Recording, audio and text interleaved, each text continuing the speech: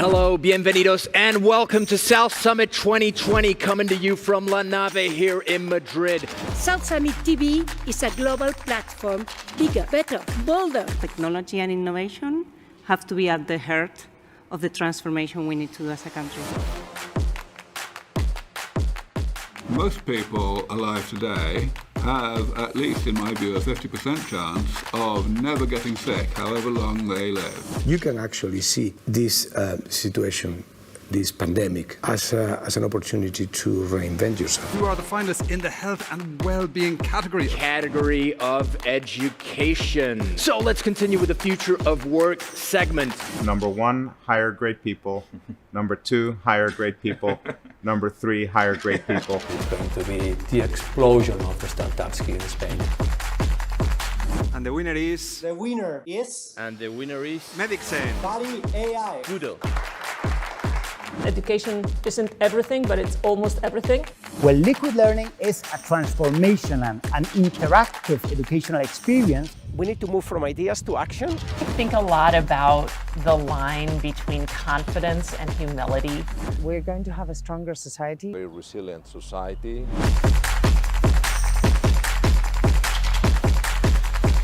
Coronavirus is going to pass. Absolutely. We are not. We are going to continue. Hello, bienvenidos, and welcome to day 2 of South Summit 2020, and the highlight of every day, our special prime time, coming to you from La Nave here in Madrid, the capital of entrepreneurship and innovation. My name is William Miller, and it's an honor to be your host for South Summit Prime Time. And what a prime time we had yesterday, amigos. We spoke to actor and icon Antonio Banderas. We met Aubrey de Grey from Sens, who is maybe going to live to 1,000 years old, and had a fireside chat with Eric Yuan, the founder and CEO of Zoom, who made over 12 billion, yes, that is billion, in the past 7 months, and now ranks amongst the 400 richest people in America. Our 3-day program is full of real-life stories to inspire you by shining a light on high-performing individuals and teams and connecting you with the innovative leaders. As many of you will know, tomorrow we will be welcoming some incredible people to South Summit, like Nick Nash from Asia Partners and Marcelo Claw, the CEO of SoftBank. And we will have a closing keynote from the astronaut Katie Coleman. South Summit 2020 is really out of this world. So what about today? Would you like to meet Manny Spanger, who sold his company for $5 billion? Yes, that is billion with a B. Stay tuned. He will be joining us soon. Or how about William Shu from Deliveroo? I thought so. And of course, we will meet our category finalists of the South Summit 100 Startup Competition, who will be battling out for a place in the grand final during prime time session tomorrow. So, do you know about Earth Overshoot Day? It is the illustrative calendar date on which humanity's resource consumption for a year exceeds our planet's capacity to regenerate those resources in the same year.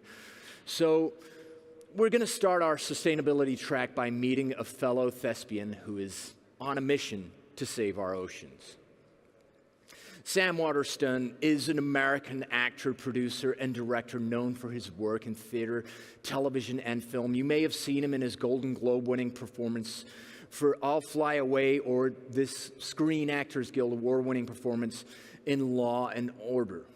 Or maybe in the wonderful Netflix series Grace and Frankie, one of my favorites. Sam is also the chair of the board of directors at Oceana, an international organization focused exclusively on protecting and restoring the oceans on a global scale. Joining him to talk about radical change, how to save our oceans, is Maria Eugenia Girón, an independent board member, associate professor at MIT Sloan School of Management and IE Business School, an angel investor committed to environmental and social responsibility, and a member of the board of directors at Oceana. Sam and Maria, welcome La Nave. The stage is yours. It's a pleasure to have you both here. Thank you, William. Welcome, Sam. Welcome to the South Summit. It is, we are at this innovation summit, tech summit. We are all concerned about economy, jobs. Why are we talking about fish today? Well, the health of the planet entirely depends on the oceans. They cover 70% of the world's surface. They absorb and dissipate huge amounts of heat. They produce vast amounts of oxygen. They yield enormous amounts of healthy food. Everything you and your companies produce in the way of technology can prosper only on a healthy planet, which requires a healthy ocean. Ria and I, and the Great Oceania Project, believe that you have very good reason to be interested. Thank you, Sam. So we met at the board of Oceana a few years ago. Now you are chair. Can you tell us a bit more what Oceana is doing? What's the mission? Well, Oceana is about as young as this new century. In those 20 short years of absolutely breathtaking technological change and innovation, it has grown into the largest solely ocean-dedicated international advocacy organization in the world. Its purpose is to rebuild the ocean's abundance and biodiversity, nothing less. Its approach is to build science-based campaigns designed to win results in 3 to 5 years maximum, or to know the reason why, and that discipline works. So Oceana is very innovative in the approach to ocean conservation. How do we use technology? How does Oceana use technology to do it? Yes, Oceana uses technology. So far, we've conducted 40 expeditions on the water using divers and submarines and technology to report what's down in the sea that humans don't know about. Technology has enabled us to trace seafood from fishhook to plate. Global Fishing Watch is a technology that Oceana helped develop to locate and trace any fishing boat with a locator device anywhere it goes in the world. And you can just go to Global Fishing Watch on the net, and technology permits DNA testing of sharks.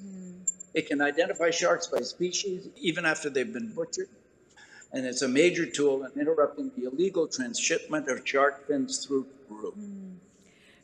Global Fishing Watch is an amazing tool, the result of this alliance of Google, SkyTruth, and Oceana that allows to track shipping. But now we are targeting another problem, which is plastics, because plastic is flooding the ocean. Every minute we dump about a garbage truck's worth of plastic into the ocean, something like 17.6 billion pounds of trash, plastic trash, a year. Microplastics are everywhere as a result, because when plastic breaks down, it becomes microplastics, and microplastics never go away. The world produces much, much, much more new plastic than it recycles. We have to get to the source. To have real impact, we have to reduce the amount of single-use plastic that's being produced. And in this context, no industry is innocent. Think about e-commerce. The increase in e-commerce is driving the increase of packaging and plastics. What are we doing about it? What is Oceana doing about it? In July 2020, Oceana launched a campaign calling on Amazon to offer plastic-free choices to its customers. Oceana will get Amazon to offer climate-neutral or climate-positive plastic-free packaging to all its customers worldwide as an option at checkout. Just to give you an idea, Amazon shipped approximately 7 billion packages in 2019. That's nearly one package for every person in the world.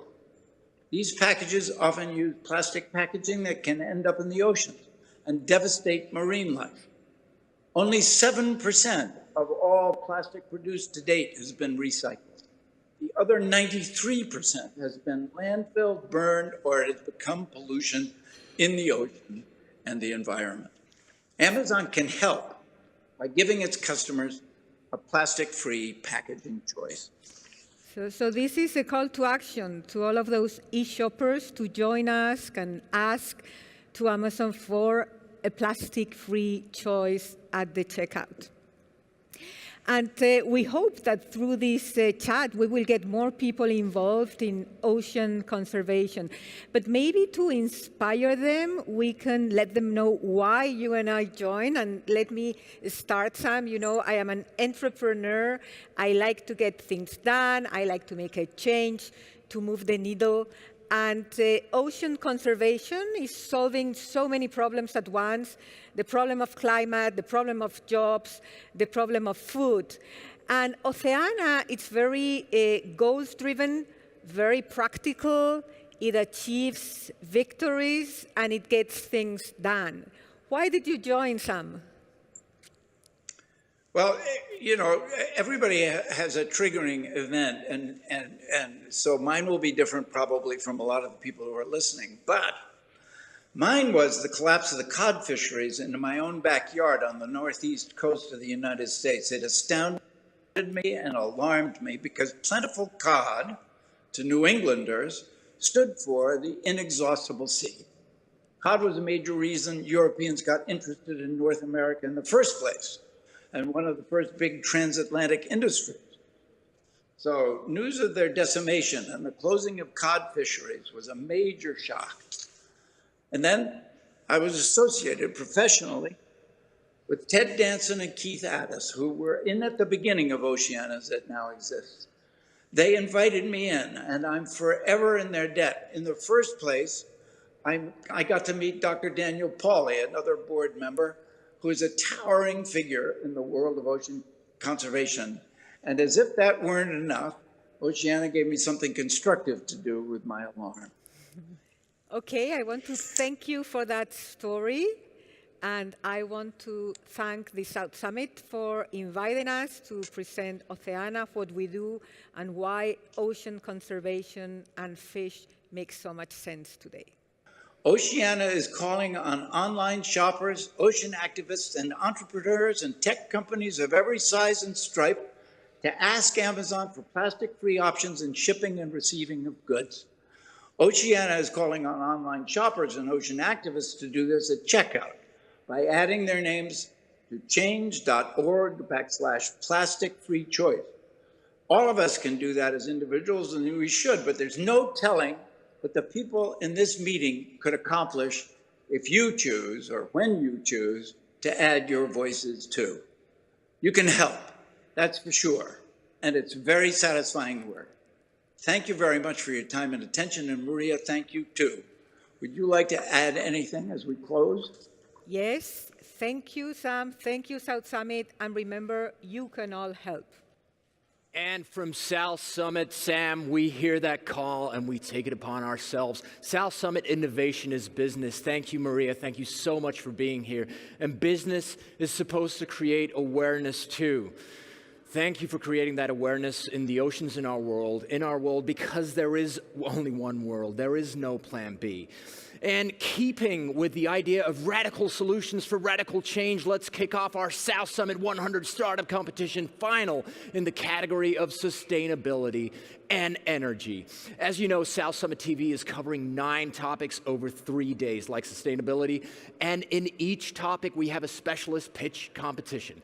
The 100 finalists pitching have already been handpicked from thousands of applications, and 2 contestants from each category have been selected by the judges to battle it out during these category finals, which happen during prime time. The 9 category winners will go through to the grand finale tomorrow, where there can only be one winner. And now it's time to meet the people who have the very difficult task of selecting the winners. Welcome to our judges in La Nave, Jose Minguez from Endesa, Fernando Del Rey from Venture City, and Javier Ulecia from Bullnet. Thank you very much for being here. I'm going to take you over to our panel of digital judges. I'm going to give them all one of these COVID social distancing high fives that we've been doing here. Nice to have you all here.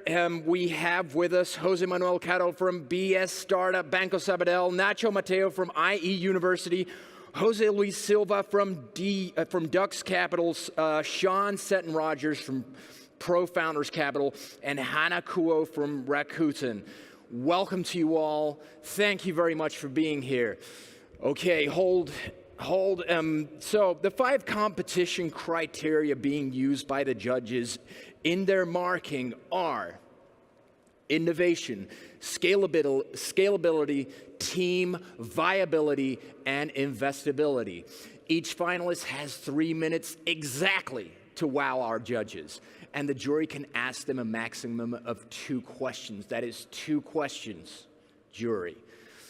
And of course, they have to answer those 2 questions in 30 seconds or less. That is 30 seconds per each question. But let's start by finding out the name of our 2 category finalists in sustainability and energy, who are, I wish we had drum rolls, Biosolvit and Submerged Solutions. Biosolvit is a Brazilian biotech company applied to new materials development that has created the most efficient oil absorber in the world. And here to pitch for a second time is their founder and CEO, Guillermo Pinheiro de Queiroz. Guillermo, the floor is yours.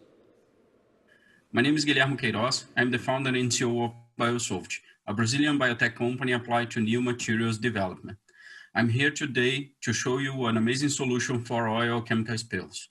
Almost 6 million tons of oil were spilled in the last 5 decades, only overseas according to autopsy. Ladies and gentlemen, I present you the BioBlue natural absorber. Here we have 2 tanks, and we're putting crude oil in these 2 tanks in the same quantity. In the first tank on the left, we use polyurethane, which is able to absorb 12 kilograms of oil in 30 minutes. In the second tank on the right, we use our product, the BioBlue natural absorber. Our product absorbs 22 kilograms of oil in only 15 minutes, twice more absorbed in the half of time. This product is made with palm fibers discarded in many crops in Brazil. Only 3% of a palm tree is used to produce the heart of palm, a eatable product here in Brazil. And we use the rest of 97% to produce, among other products, the BioBlue natural absorber. The most important, this product is the only one that allows the reuse of spilled oil. So we can recover the oil from the sea or land and put again to refine. See the difference between these 2 products. As I said, our product is natural, twice more absorbed in a half of time, and the most important, 95% of oil recovery. I went to France and Total has challenged us to test our product in the Cedric Institute, and that's the result. Our technology is the #1 in the world. Some competitors from Germany, United Kingdom, United States, and some of our products. We produce absorption barriers, containment barriers, kits of industries, ports, airports, highways, mining companies, or even to small repairs. And that's the reason because our market is so large, $145 billion in 2019. Our revenues last year, $1 million, and our projections to 2023, $85 million. We have just closed our Series A here in Brazil, $3.75 million with a valuation of $25 million. We were accelerated by Plug and Play United States. We're the winner of Grand Prix de l'Innovation in Paris. We are finalists of Startup World Cup and some assets. Our new factory here in Brazil and our team. I'm from TOTUS, the first Brazilian unicorn. Wagner is the man behind the innovation. Giuseppe, an important executive from Telecom Italia. Habib, our R&D director. And Fantini, our raw material supplier and our industrial director. Believe me, we believe that we can change the world. Actually, between making money and saving the world, we choose both. Thank you very much. And South Summit 2020 is all about believing in changing the world. Guillermo from Biosolvit is a great example, and if Sam and Maria were watching, I'm pretty sure they must have been impressed with his product to clean oil from our oceans. So, back to our judges. Is there anybody who wants to ask Guillermo a question? I'm in front of our digital panel here. Is there any judge here? Raise your hand if you wanna ask a question about Biosolvit with Guillermo, and if not, we have our physical panel of judges over there. Anyone, any raised hands? Well, obviously it has been clear. It is a clear presentation. So, We needed no questions for that. Let's see how maybe our winning startup will someday break the record for the biggest exit in the history of Spain's tech sector, $5 billion. To be fair, it might take them a while, but you're getting to meet the current holder of that record later today in prime time, so stay tuned. But first, it gives me a great deal of pleasure to welcome back to the stage the legendary founder and CEO of Spain Startup and South Summit, Maria Benjumea, and she'll be talking about bringing innovability to the foreground with Jose Bogas, who is the CEO of Endesa Iberia, country manager of the NL Group, president of NL Green Power España, director of the Iberian Energy Market Operator Polo Español, and director of NL Iberia. You might say the man has loads of energy. Maria and Jose, La Nave is yours. Thank you for being here, Maria. Thanks a lot. Always the stage is yours. Well, thanks a lot. Well, Pepe, it's a pleasure being here with you. You know, I wanted this conversation since the very beginning. So we have to wait years to be in this incredible South Summit TV, to have the luck to be here with you. Because, you know, everybody, Pepe Bogas is the CEO of Endesa, and Endesa is one of our beloved partners since the very beginning. Because since the very beginning, and we are talking about 2012, you saw that open innovation and startups were really interesting for you, and this was a new word. What made you think about startups and open innovation and join us since the very beginning? Okay, first of all, thank you very much for the introduction, and I was really impressed about all the scenario and also all the things that you have said about me.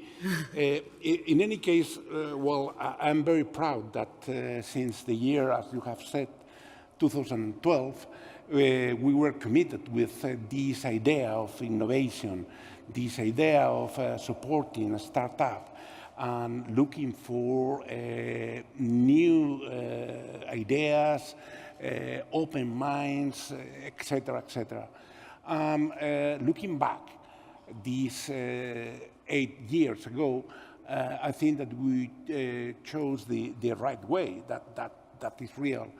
The South Summit for me is the contact point for this ecosystem of innovators, in which we learn all together and continue. We are proud just being one of the first, and I would say the few companies that at the beginning of this bet in this kind of things. Thank you very much, Pepe, for your words, because I know you are convinced about all this. And you know, at the beginning, when you talk about Endesa, you thought Endesa is a company with many years. But since the beginning, you saw really that here there was the opportunity to open and develop the business. How do you consider open innovation? Which is the role that really startups play in your organization? How do you manage? So we are living inside of a world which is or has a lot of disruption forces, and we need to have the flexibility to do that. In our idea, I should say that one of the statements that we really like in Endesa and we have is open power. Open power means open to others, open to our customers, open to startup, open to innovators. We don't know all the things, and we need new ideas. So open innovation is an opportunity to really have the opportunity, let me say again, opportunity of collaborate with other people to give us this kind of new blue. I agree so much with you because of everything that you are saying. But there have been 8 years since we start working. What could you say about how is open innovation now? Do you think it's just the same how you're playing now? How has it changed? Well, it has changed a lot. And let's say today we have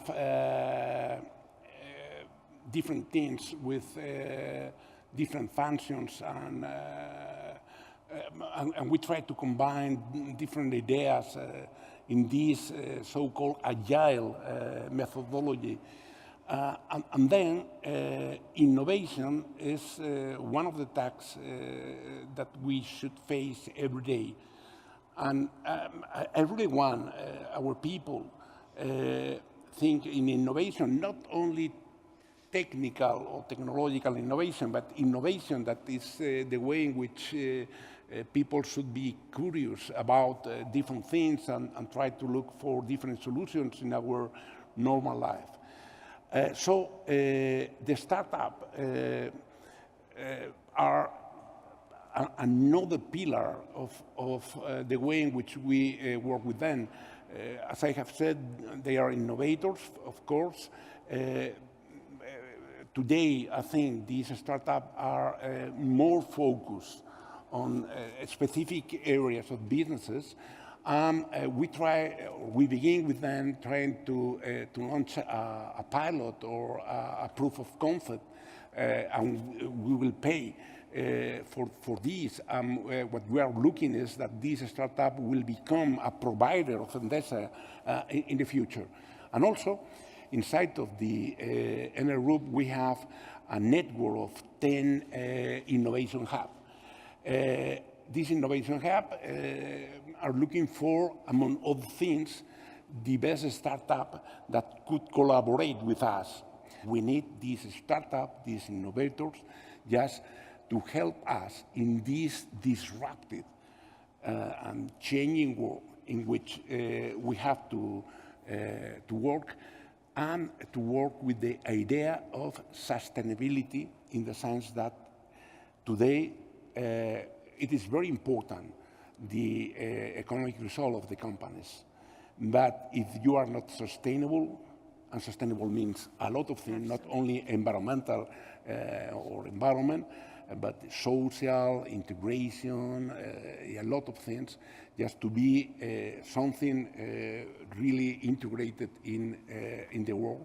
And the startup give us a lot of ideas just to go ahead with the sustainability in the future. It's great listening to you because I agree so much. And you know, all our startups, here we are with the finalists, and everyone wants to work with Endesa. But Pepe, let's wrap up. Innovability has become your main message. Tell me about it. What that means to you. Well, we have at the Enel Group a department that we call innovability, which means innovation and sustainability. I think it's a great idea. First of all, as I have said, because sustainability is the only way in the future. And as I have said, that means a different way in our relationship with our customer, with the environment, with the citizen, with the countries, with the world. Our commitment on the sustainability in a wider, in a broader sense of the world. How to get to this? How to really, you need innovation. You need innovation. And innovation, we have innovation in all the things. Let me say, today, the so-called green bonds, which really you get the finance through your commitment with the sustainable development objectives. Well, let me say 3 or 4 or 2 years ago, it was incredible. It was impossible to think about this kind of thing. And this is, for me, the innovation, the real innovation. So there is technical innovation, but also there are a lot of ways in which the innovation and the sustainability should collaborate, and they should integrate together to get the target that we're looking for. Pepe, I would be hours talking to you about all these things. I'm sure everyone that is sharing this connection about innovation, first are looking forward, working with and listening to us. But we have to listen now to the startups. Oh. Do you want? We can listen to them. Pleasure for me. Innovation. Endesa needs innovation. Innovation needs Endesa. That's powerful stuff from Jose and Maria. Thank you very much. I don't know if you knew what I just did there. You know, powerful stuff with all about power. No pun intended. But let's see who our next startup is. We're talking about Submer Solutions is disrupting the data center industry and internet infrastructure with highly efficient, eco-friendly, and ultra-dense data centers. Take it away, the co-founder and CIO of Submer Solutions, Paul Weiseler. Hi, I'm Paul, co-founder of Submer, and we are disrupting the data center and internet infrastructure. Data centers, as of today, consume more than India, 6% of the global electricity, and it is growing towards 1/5 of the global electricity by 2025. An average data center consumes the amount of water in an Olympic swimming pool every 2 days. It's crazy. They are basically growing so fast that it's impossible to keep up with this growth with existing building technologies. We have a few examples here from Netflix, Google, Facebook, and so on. And now also we have a few technologies converging like AI, machine learning, blockchain, which require very powerful hardware, GPUs, ASICs, FPGAs, and so on, that generates a lot of heat in the same space, impossible to refrigerate with traditional technologies. And on the other hand, we have low latency applications like internet communications with 5G, edge computing, connected cars, machine-to-machine, and so on, that require low latencies to be able to reduce these delays in your communications. And this is how we solve it. We created a full stack technology, hardware plus software plus chemical, and now also robotics, that allows us to submerge any kind of compute in our baths, and we are able to dissipate the heat in orders of magnitude more efficiency. This means that we can pack 10 times more density per rack. This means saving 85 to 90% of the real estate by using more powerful servers. We can save 50% of the operational costs thanks to the efficiency of the system. We can save 50% of the capital expenses because we don't need the brick and mortar, false ceilings, cold aisles, and so on. And we also save 99% of the water because we can recirculate the water and the heat for district heating a building, and so on, so empowering circular economy.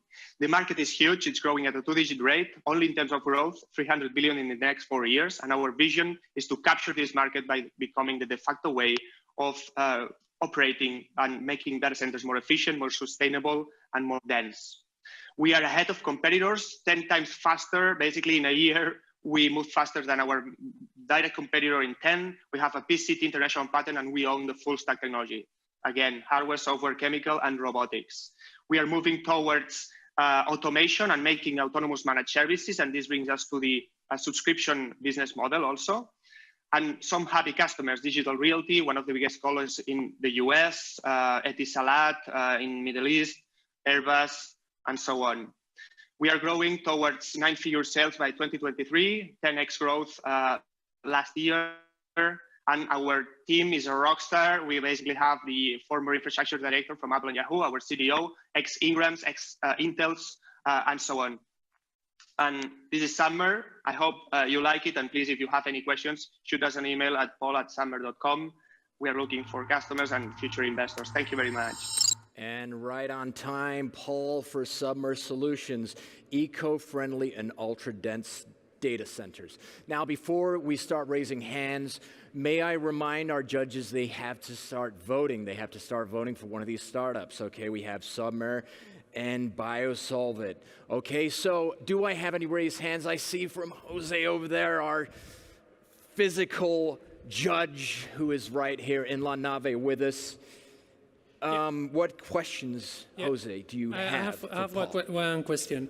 You know that the market of data centers is very competitive, I would like if you could give more detail in how do you heat recovery, which there are many systems that they do heat recovery, and how do you make your servers more efficient, because the production of heat, as you of course know, is tremendous. So could you explain a little bit about your technology? Sure. So we empower the circular economy by reusing the heat generated by the compute for other purposes, because we use a closed water circuit for basically recirculating back and forth the heat. So we can exchange it through for instance, heating a building or industrial processes or a district heating network, for instance.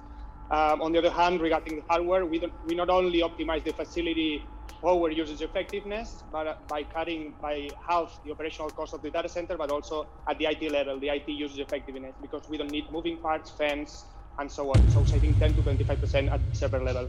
And TikTok, Jose putting on the heat on Paul. Will he be able to bring it down? Do we have another question? We have another question on our virtual panel. Jose Manuel Cattle, we're going to fly you over to our yellow screen to talk to Paul. What is our second question for Paul from Submer? Hi, Paul. Congratulations for your presentation, for your pitch. I would like to know, as you said, you have globally customers, so I would like to know a bit more about your operational and manufacturer system or process. Thank you very much.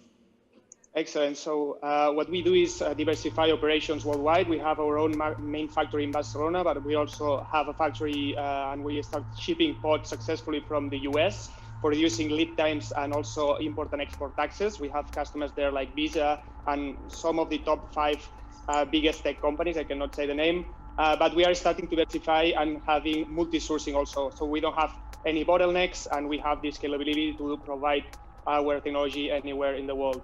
So yeah, thank you. Any other raised hands? Does anyone know more questions? Awesome. So it's time for our next fireside chat, which will bring us a view from Silicon Valley. Not the HBO comedy series, but the insider perspective from two people who know the Valley intimately. Robin Richards Donahue is a founder and managing director of the Draper International and Draper Richards Fund. The Draper International India Fund was the first Western venture fund to go into India and gave 15 times return to its investors. Blake Winchell is a venture capital and search fund investor, an entrepreneurship professor, author, playwright, a member of ASCAP, ASCAP, and the Dramatists Guild, a true polymath. Robin, Blake, how are you? Can you hear us? We can hear you loud and clear. Hello, South Summit.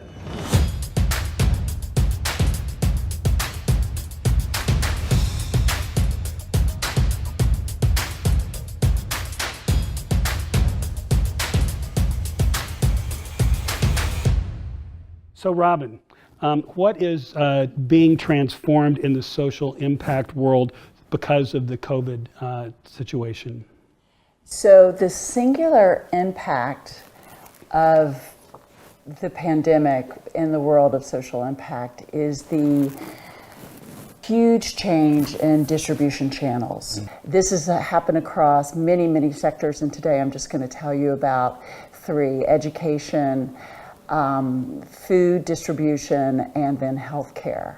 So in terms of education, I think we all recognize that online education is the new technology and is probably here to stay in a lot of different areas. And in many cases, the lower socioeconomic groups, they're in digital deserts. So a deal that we did called Digital Bridge K-12 creates buses that are Wi-Fi buses that literally drive in to neighborhoods that don't have any Wi-Fi, and they light up the neighborhood for the time that the school day exists. I'd like to also talk about the food industry, and typically the bricks and mortar tradition is that you would have food banks with a lot of volunteers, and a lot of these volunteers were elderly people. And of course, that's gone away. They're not able to volunteer.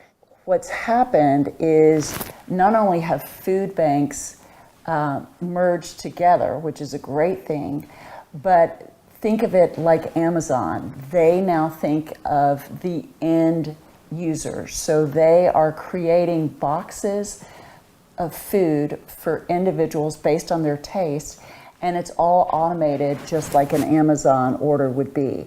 And finally, in healthcare, I think we all appreciate that telemedicine has taken over, and that's been very successful. But what about for the nonprofits? And so for them as well, not only do you have nonprofit companies that do everything from text you when it's time to take your medicine, but you have much larger plays. And we just funded a deal called celebrará Health. It's been about 3 years in the making. They are focused on mental health of the lowest socioeconomic group. So to sum it up, in my space, not only do we recognize networks and how distribution can happen, but what we really do is think about the equality of it and really focus on how are all economic groups going to be able to benefit from this sea change in distribution. And I'm here to say it's been a real upside of the downside of the pandemic. So my question for you, Blake, is how has COVID impacted the venture capital ecosystem in Silicon Valley? So, you know, Robin, actually Silicon Valley is doing remarkably well. Nobody would have predicted it in March when the pandemic first hit. But as you know, markets tend to look forward and not back. And it appears that the markets discounted COVID as more of a short-term phenomenon, and as a result, the markets have really kind of surged, particularly the markets, both private and public, for technology companies. Interestingly, despite the lockdown, the venture capital ecosystem has been very quick to virtualize. And as a result of work from home, for many people, they're working longer, they're working harder, output has gone up, and productivity has increased as well, which was unexpected. In March, April, and May, there were a lot of inside rounds that were done for companies that really needed cash, either because of COVID or because they were at that point in their cycle where they needed cash. But the market really kind of came back very quickly, and with virtualization, the competition for venture capital is now really back to its pre-COVID levels at everything from the seed stage up through growth capital. M&A has slowed somewhat. We have 2 companies in our portfolio that are in processes now, but M&A is a little bit harder because there is some face-to-face stuff that needs to go on when you're thinking about making an acquisition, as you know. But the IPO market is incredibly robust, with Palantir, Snowflake, Asana, DoorDash, and Airbnb all talking about filing. It also appears that SPACs are the flavor of the year. There's been a lot of liquidity sitting on the sidelines, interested in investing in technology companies, and so a lot of these special purpose acquisition companies have popped up to acquire technology companies. In fact, it was just announced last week that Flying Eagle Acquisition Company, which is a blank check company, they are acquiring the competitive gaming company Skills, which, like DraftKings, basically allows for betting on games. The pandemic has created headwinds for some companies and tailwinds for others. I'll give you a couple of examples from our portfolio. Clover Food Labs in Boston is a fast, healthy food company with 13 restaurants, all of which they had to close in March, and they're still closed. And so obviously that's really difficult for them. But Air Muir is the CEO of Clover Food Labs, and he has started a cooking show on YouTube on cooking simple, wholesome recipes that are easy even for novices. An example from our portfolio is Ebb Therapeutics. Ebb is the only medical device that's received FDA approval to treat insomnia. And with all the anxiety and stuff that's been brought on by COVID, that market has grown even more. So even during the pandemic, Ebb has been able to get distribution on Amazon, and as a result, they have had record month-over-month growth in the last 3 months, even though we're in the pandemic. I guess I'll end by observing something that you actually alluded to, and that is the pandemic is going to cause major structural changes in some of the world's largest industries. And so I guess I'll just end by saying that Robin and I appreciate the invitation to join you all at South Summit, and we hope that the balance of this bizarre year will see you very healthy. Back to you, Madrid. Thank you, Robin and Blake, bringing technology to everyone. Okay, are you ready to meet William Shu from Deliveroo? Well, hold that thought. He will be here soon, but first we're going to Deliveroo the winneroo of the sustainability and energy category, and to bestow one of our magnificent miniature Madrid trees to the lucky category winner, we are delighted to be joined by the one and only Jose Minguez from Endesa. Jose, always a pleasure. Sitting up there, standing right here, it's great to have you with us. Thank you. Okay, so the startup who has won is a great innovability project. It has innovation and it's very sustainable. And its name is Submer. And Submer is the winner. Paul, congratulations. This miniature bonsai from Madrid will be with you, and I'm sure great offers from our entrepreneurs and our businesses. Thank you, Jose. Thank you very much.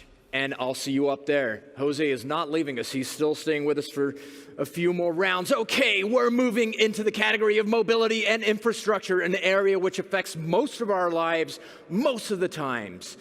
And keeping in the spirit of mobility, we're going to get right straight away to it. One of my favorite sights in any city is a vertical garden.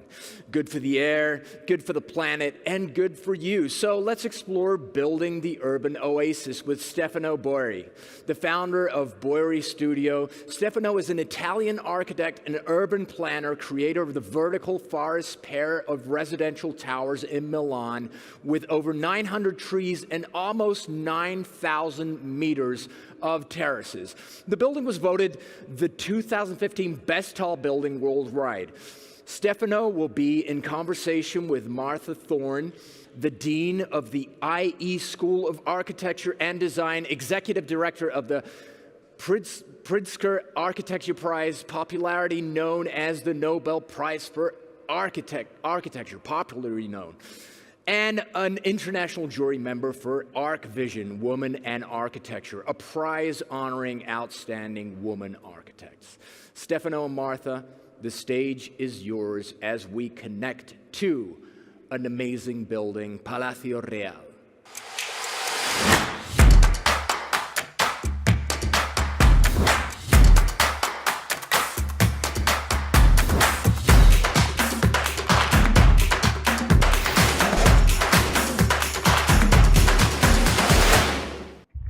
Today we'll be talking about the city and sustainability, but first let me tell you just a little bit about Stefano Boeri. He is an architect trained in Milan and Venice, but he is really a Renaissance man. He is a teacher, a writer, a curator. He's part of the scientific board of an innovation center. He directs a Future Cities lab. He's been in politics as a counselor of art in Milan. He also has led magazines such as Domus and Abitare, and I could go on and on. One of the most prominent ideas that has had an echo all around the world was the vertical forest that you built, the housing in Milan. And this was a private development. Now, this was one approach, and how did you get the idea? How did you convince the developer to do this? And what were some of your goals in the vertical forest, Stefano? Thank you, Marta. First of all, it's such a pleasure to have this dialogue with you. Well, was basically 12, 13 years ago, I met Jeremy Hines, together with the Italian CEO of Hines, Manfredi Catella, and they were asking me to propose a high-rise residential tower in the center of Milano. And when I suggested them this idea to develop a kind of new generation of high-rise building where, let's say, living nature and architecture could meet together, at the beginning they were honestly extremely skeptical. And when we come back after 2-3 months of research, because I had to gather structural engineers, botanists, ethologists, just to try to let's say verify all the different character of this building.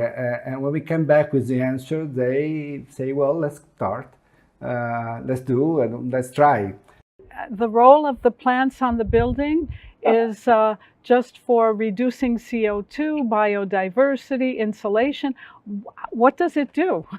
No, plants are, well, plants in an urban condition, an urban environment are capable to, let's say, produce several advantages. So the first is for sure related with CO2. We basically know that cities are producing the 70-75% of the CO2 which is present in our atmosphere.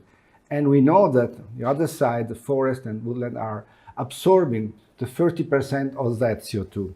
So if we can move trees and forests inside the cities, well, we are in a certain way trying to fight the enemy in its own field, and it's one of the most efficient, economic, and let's say inclusive way to tackle climate change and slow down climate change in an urban environment. So Stefano, tell me, there are a lot of people that talk about technology in the city. How do you feel about technology, or perhaps what are the important factors to make cities sustainable? For sure, we have other, let's say, innovations that we have to promote. One is connected with mobility, for instance. So we know very well how mobility has acquired, absorbed some amazing new technology in the next past, and how we can imagine to develop. Just think to how also the economy of sharing is going to change, is changing the way we are conceiving our private mobility inside an environment. Then we enter in another very important dimension, which is the one that's normally connected with the idea of a smart city. So how we can imagine there's a city who is really capable to deal with climate change, can make this effort democratic. And in all of this, Stefano, you're an architect. What is the role of architects in creating the sustainable city? Architects seeing themselves more as city makers as opposed to building makers or object makers? So what I believe is that our profession it's really great and passionate.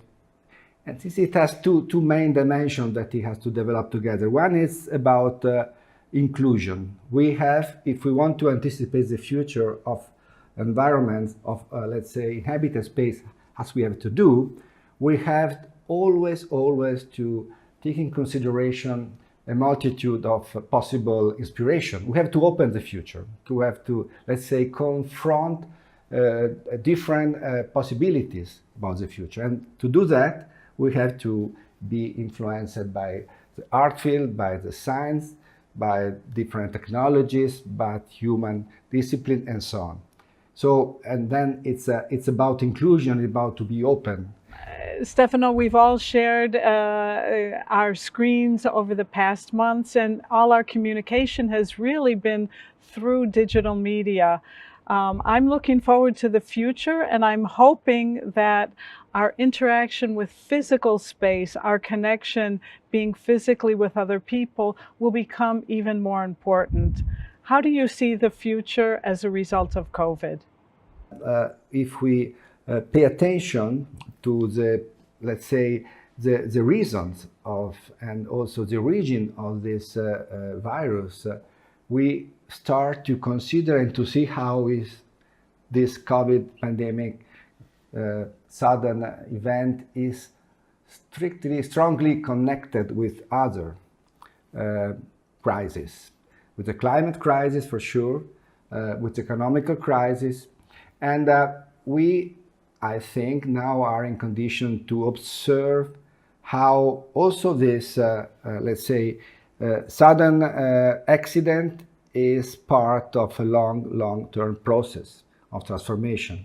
The use of roofs will become extremely important in the future because roofs are open, outdoor space, outer space, but probably they will become also a kind of fifth facade where we will receive goods and merchandise through the drones. So, but I believe in roofs also from another point of view. I think that roofs could play in the future the role that courtyards were playing in European city in the 90s, in the 80s, where, let's say, semi-public places where you can work, meet your friends, your family members, and also develop small agricultural activities.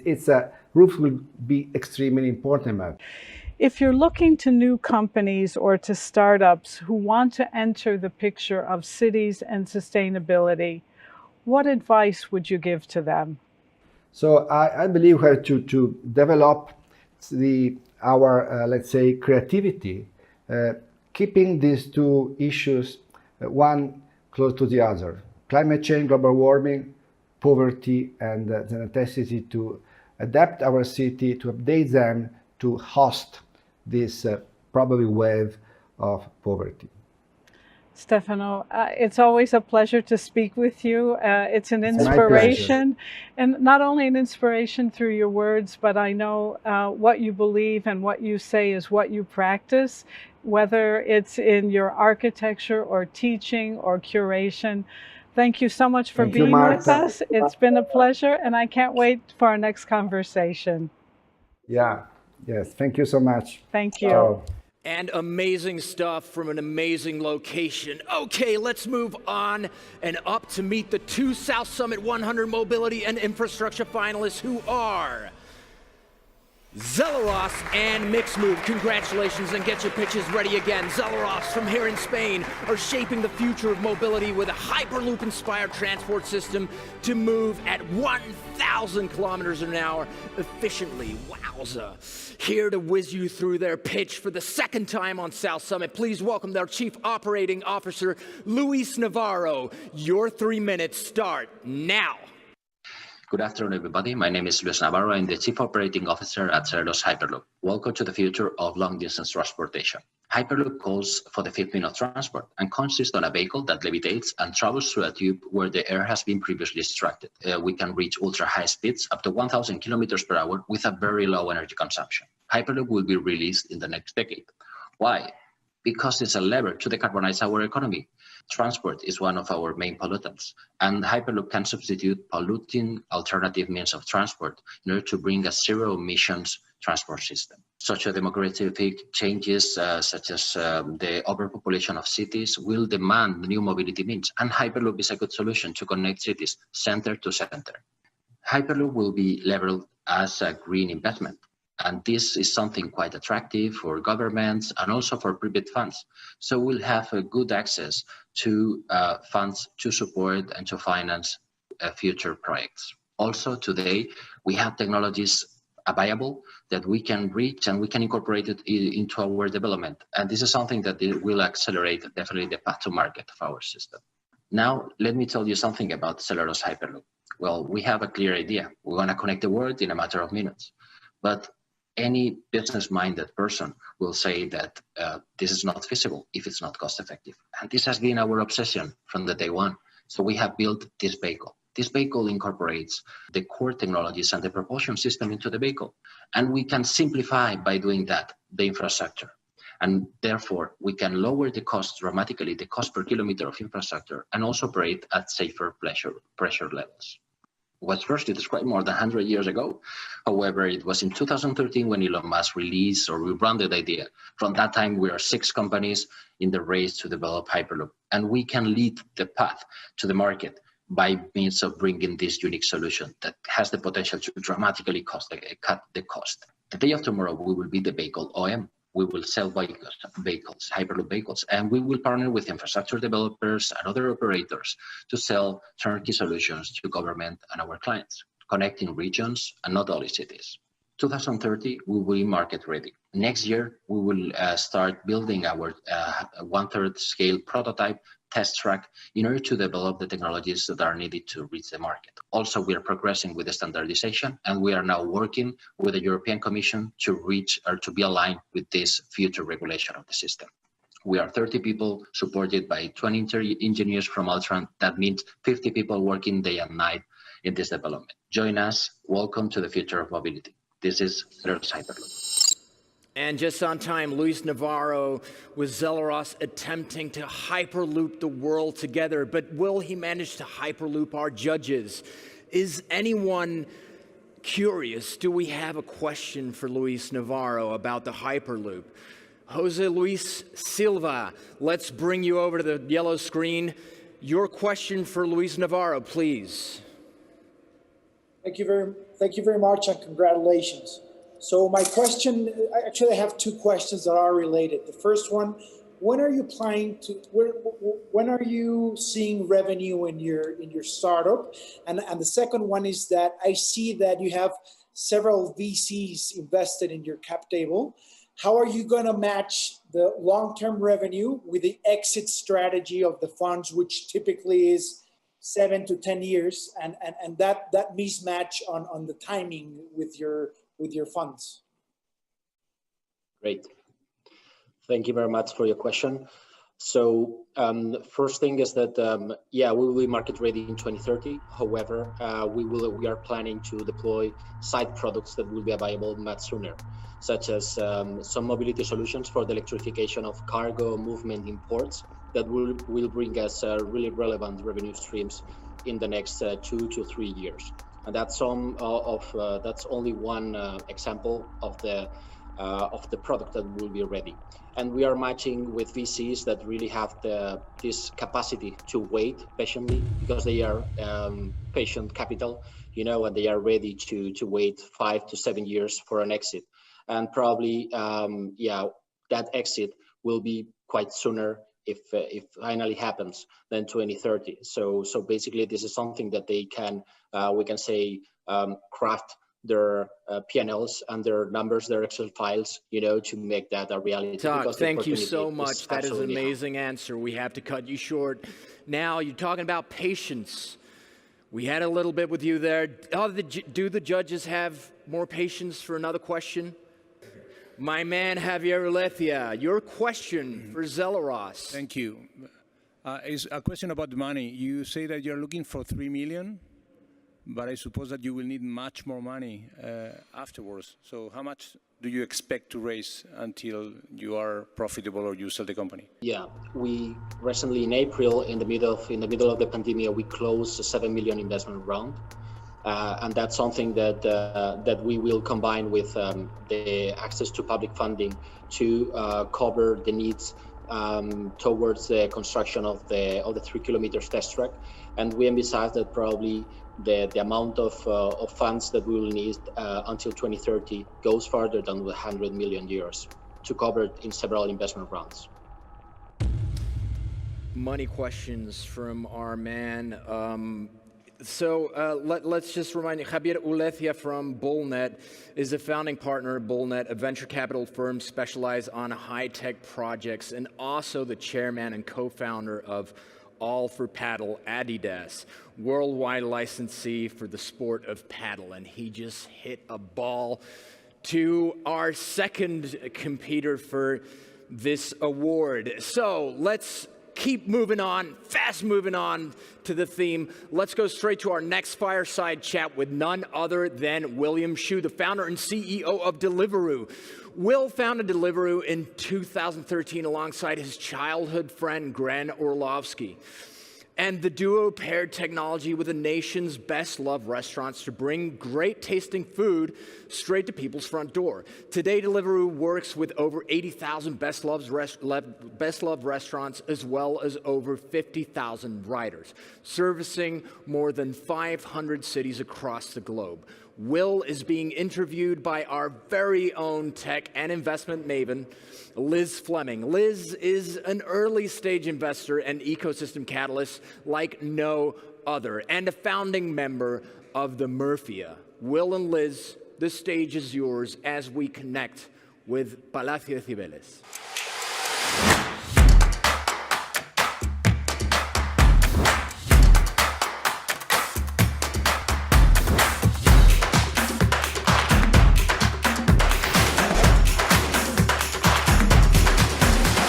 We are here at the restaurant Palacio de Cibeles in the center of Madrid, one of Madrid's high-end restaurants, which is a nice reflection of the gastronomic industry in Madrid. And what a better way to intro our next interview with one of the founders of one of Europe's fastest growing technology companies, a huge success story out of London, now taking over the world. We have with us this evening Will Shu, the CEO and founder of Deliveroo, who set up this company in only 2013 with one of his childhood friends.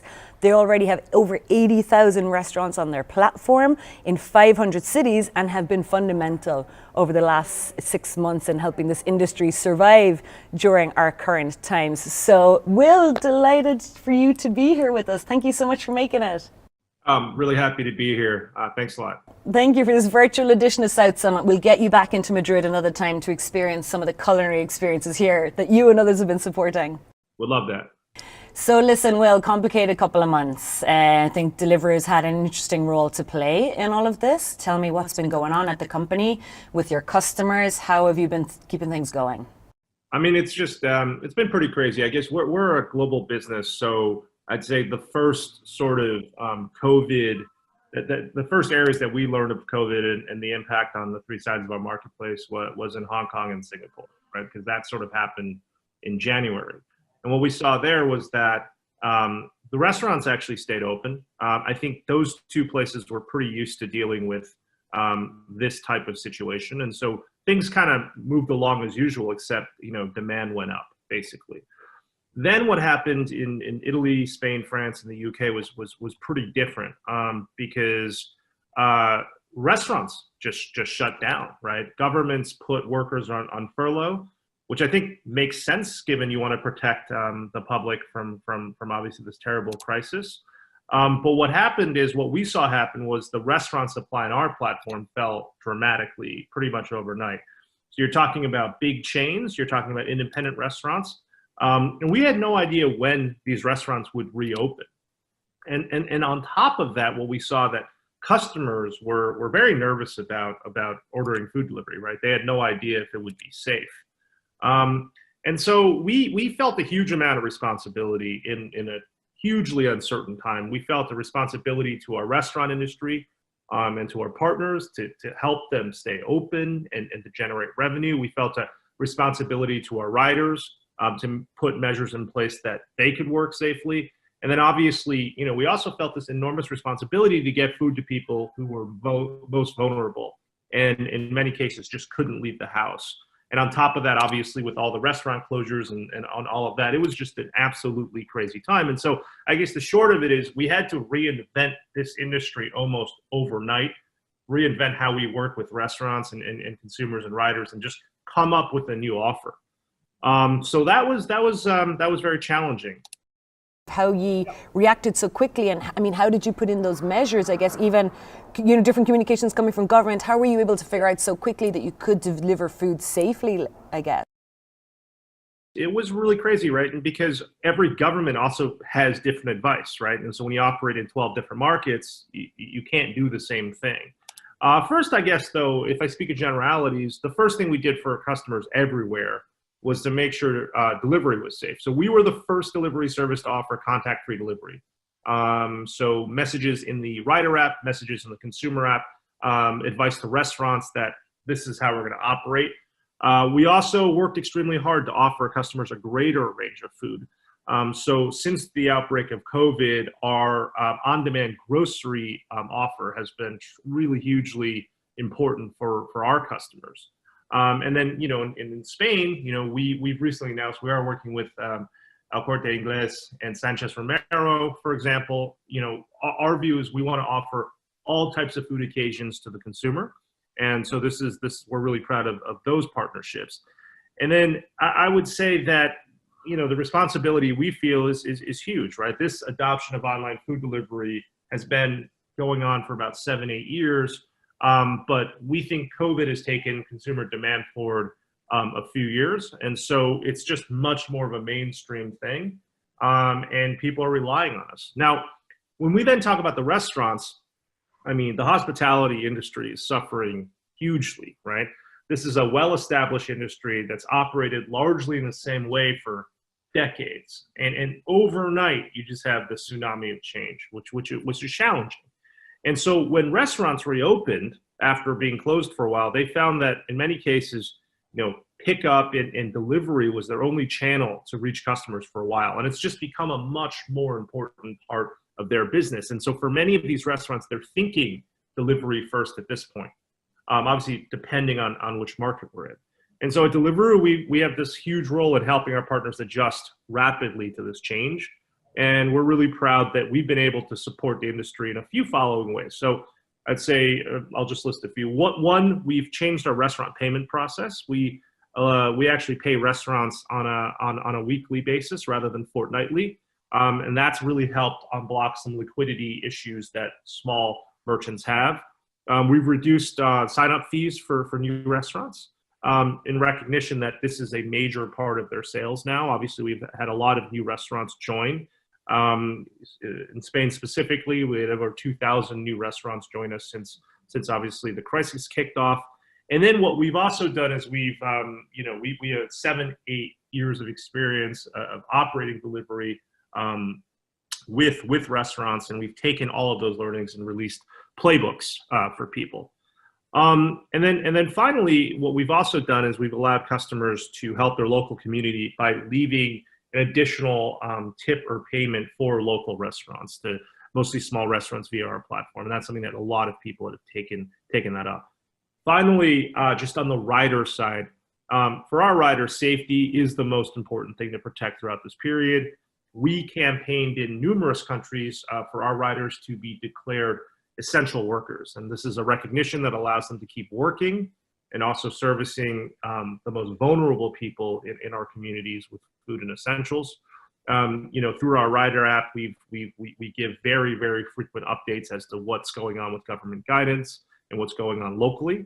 We've also made PP&E available to all riders for free, so we've given out thousands of items there.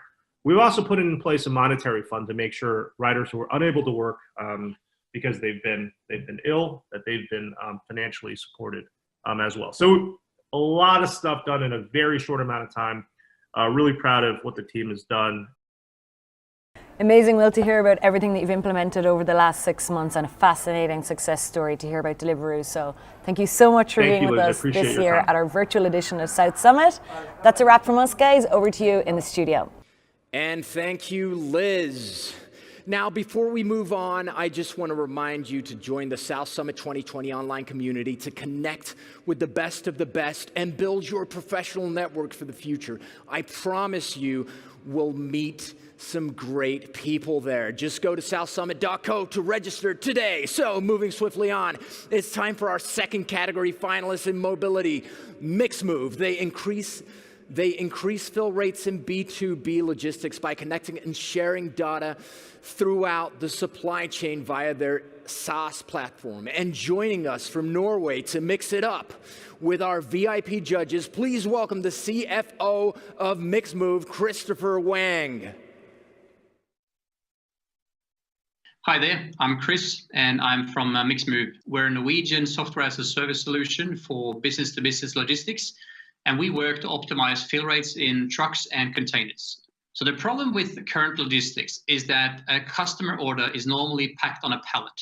That pallet is never split, so they wrap it in plastic, stick a label on it, and it's very hard to stack goods on top of each other. That means we're transporting a lot of air. And what MixMove has done is that we enable data sharing in the cloud. So we connect the entire supply chain. We split the pallet, which is a no-no in current logistics, but we put a label on each parcel. And that way we let our algorithms track the entire supply chain operations, and we optimize how goods are loaded based on where it's going and where the capacity is. So for 3M, which was our pilot customer, we managed to reduce their transport cost by 35% and reduce their CO2 emissions by 50%. So there's massive savings with the solution, in addition to integrations and visibility throughout your supply chain. We currently also have DHL, DSV, DB Schenker on the customer list, as also with the Department of Health in relation to Brexit. We just recently signed APM Terminals, which is a subsidiary of Maersk. And we also just signed 3M in the US and starting to implement the solution there. And there's currently about 3 million parcels going through our system today per month. Our competitors are familiar sort of logos in the space for warehouse management and transport management systems, but these are very silo-based. What MixMove does is that we think across the entire supply chain and more of a network thinking like Amazon is doing today. We have a business model that is verified by our 37 clients, and it's a pay-per-scan scheme. So every time a parcel is sort of registering through our system, the algorithms is doing some magic, and we charge for that. We target clients of roughly 30,000 in annual recurring revenue.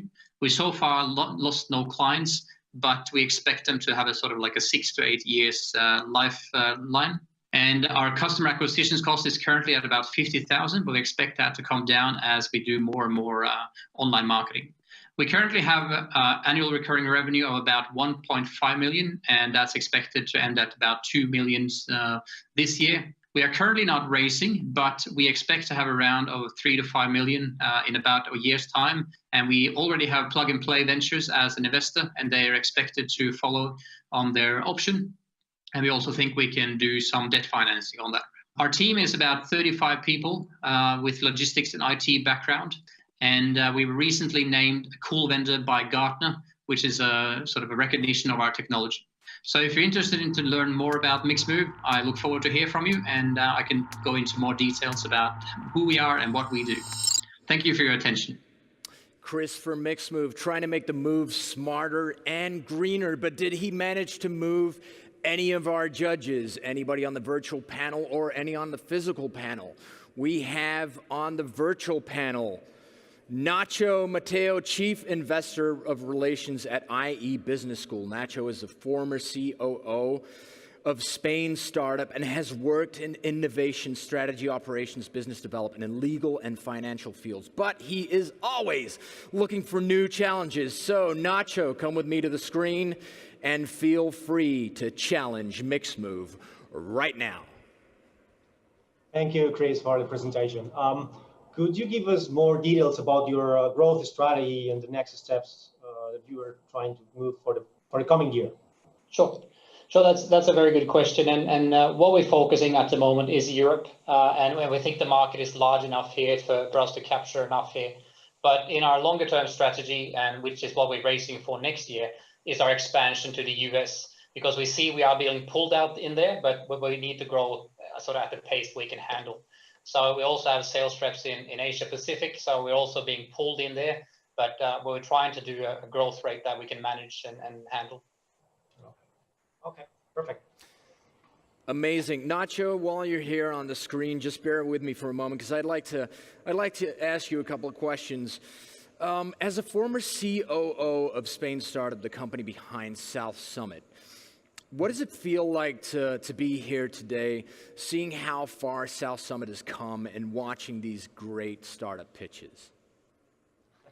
Well, I always feel at home every year when we celebrate South Summit. I mean, South Summit is part of the family, and of course I feel super happy every time we celebrate it. And I'm really amazed about how South Summit has evolved in the last years, and I'm really proud about all the South Summit team led by Maria and the rest of the team, which is an amazing team. That's awesome because every time we look up on the digital panel, you're there. You're always smiling. It's a pleasure to have you here. So IE University is one of the leading educational institutions in the world in terms of entrepreneurship. And Nacho, you're leading all the international initiatives at the IE Entrepreneurship and Innovation Center. So how are you guys promoting entrepreneurship within your students? Yeah, thanks, William. As you said, I mean, we are very proud to be one of the leading institutions in the world in terms of entrepreneurship, By the way, I'm very happy to see that Maine Spender, co-founder of MassMobile and one of our IE alumnus, is participating today in the program. So actually 20% of our graduates end up becoming entrepreneurs. And I think this has a lot to do with the corporate culture of our institution. And since University was founded in 1973, entrepreneurship and technology has been part of the core values of our institution. And that's why at University, we always encourage our students to become entrepreneurs. So it doesn't matter if you are studying at the law school, at the School of Architecture and Design, or the business school, because at the Entrepreneurship and Innovation Center, we help all our students since the very beginning, helping them with building their own teams, developing their own business ideas, fostering their business plans, assigning them mentors, or giving them access to our co-working space, which is called RF51. And of course, giving them access to our own IE incubation and acceleration programs, which are called the Startup Lab and the Venture Lab. And I think this support is very important to promote entrepreneurship within our students, but it is just as important to continue helping these students once they finish this first, let's say, construction stage or academic path. So that's why we also help our students afterwards, once they graduate and they need to fight in the real world, where they need to compete against other startups in the market, or they need to find potential investors. This is a critical moment for any entrepreneur, and we know that. So that's why we also help our entrepreneurs at that stage as well. We help them through the entrepreneurship conferences that we organize in more than 20 countries in order to give them visibilities. We try to connect them with top venture capital firms around the world. And of course, we help them getting prepared for this kind of top entrepreneurship conferences, such as South Summit. So yeah, in my opinion, that's basically the key of success when you want to promote entrepreneurship within your students. I mean, they need to feel that they have at their disposal all the necessary resources to become entrepreneurs. And at our university, entrepreneurship is in our DNA. So that's why we always encourage all our students to choose the exciting path of entrepreneurship. That's awesome, man. Thank you for your answers. And will MixMove have the success you were just talking about? Thank you. We're gonna let Nacho rejoin the jury and give them the chance to choose between Celebrará and MixMove who will be the winner. But now for something completely different, as my friend John Cleese would say of Monty Python. Let's welcome another rock star guest to South Summit, who I believe is arriving in a very special way. And here he is. Wow, what an entrance. Dimitris Bontolos, the Chief Information Officer and Innovation Officer, CIIO at Ferrovial. Welcome to South Summit. Now, Dimitris has been a founder and partner of different startups in the space, drones, and employee experience. He was a VP of CX, the Chief Digital Officer at LATAM Airlines, and the Senior Advisor to NASA's Chief Innovation Officer in Houston, and Advisor of Digital Transformation for the travel, transportation, and logistics sector at McKinsey. So, I think we found the right person for the job of announcing our mobility and infrastructure's winner for today. Dimitri, how are you? I'm really excited to be here with you and the entire community of the South Summit once again. It's a pleasure to have you here. You just arrived to Ferrovial a couple of months ago. You come from the transportation and travel sector, working in corporates like Iberia and LATAM, and with deep experience in the startup world. Questions are, now that you are somehow settled in the company, how did you find innovation in the infrastructure industry?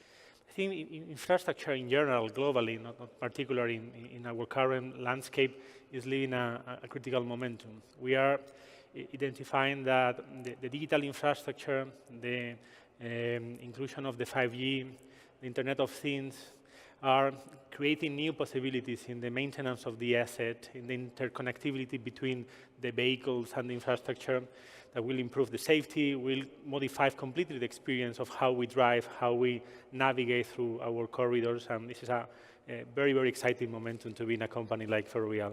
Exciting and very fast changing. So innovation is a key lever of competitive advantage and mindset transformation. What's the role and approach to innovation at Ferrovial, and what are the main development lines?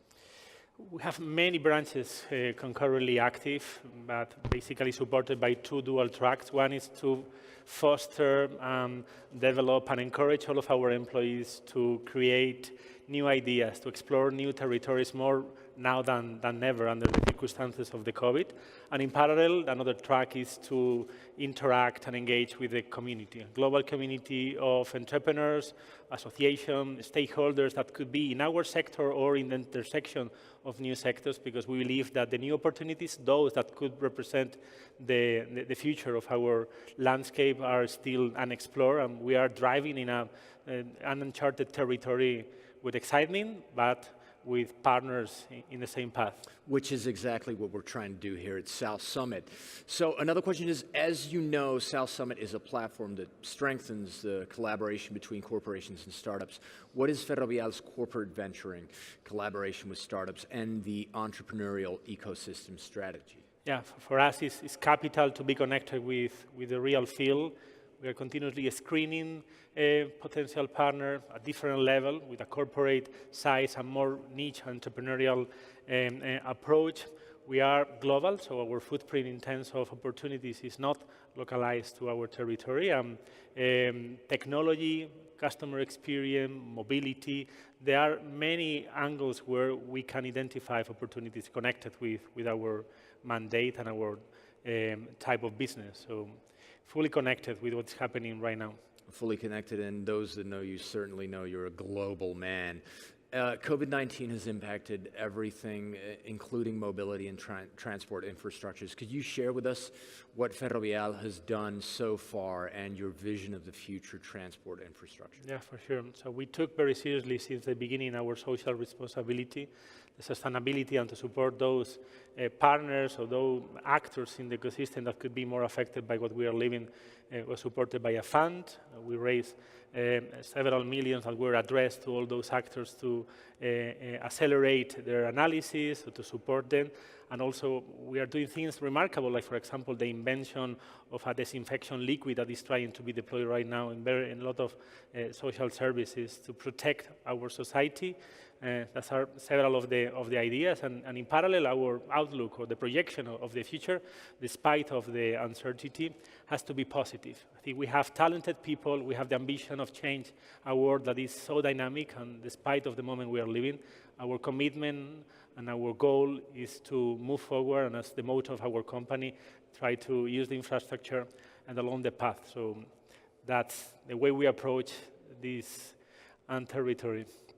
The path, I'm going to invite you to center stage because I know you have an envelope there that we are dying for you to open to tell us which winner we have of our two great startups as the winner of mobility infrastructure. Please, Dimitri, do the honors. Tell us who is the victor. I'm really excited because mobility is in the veins of our company, and I'm pleased to say that the winner of this section is the startup Mix Move. Congratulations. Congratulations to Mix Move, and Dimitri, thank you so much. I'm going to give you one of those empty high fives that I've been doing with the other show. We're trying to make it catch on. Okay, they say that data is the new oil, but maybe there are many types of new oil, such as trust, diversity, connectivity, and business intelligence. Regardless, we are about to explore an area of immense value to any and every business, particularly as e-commerce use continues to skyrocket globally during the pandemic. Our next section is all about connectivity and data. But first, it's time to meet someone who has achieved the single biggest exit in the history of Spain's tech sector. Every startup wants to be a unicorn, a company valued at $1 billion. But our next guest went much further. This is not just a unicorn or even a duocorn or a tricorn or indeed a quadricorn. Ladies and gentlemen of South Summit, you are about to meet a rare and mythical creature. He is Spain's first ever quinticorn. Meini Spenger is the co-founder and CEO of MásMóvil, an Iberian telecom operator that grew in 14 years from 0 to 1.7 billion euros revenue and over 10 million customers. There are only 2 decacorns in Europe, so it is a point of national pride here in Spain to see the incredible MásMóvil success story. And we are honored to have Meini join us here at South Summit TV. He will be interviewed by Karina Spilska, the very brilliant president of Ad Digital and general partner at K-Fund, an early stage VC fund that invests in impactful customer-centric companies. So, connecting with Madrid.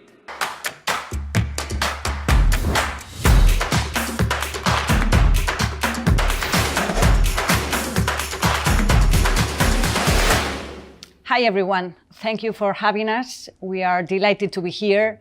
And thank you very much, Meini, for receiving us here in your offices.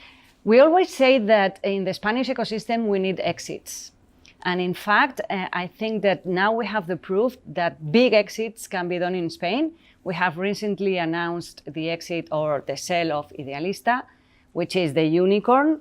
But in June, you announced also the sale of, the operation, the corporate operation in MásMóvil, which has a valuation of 5 billion.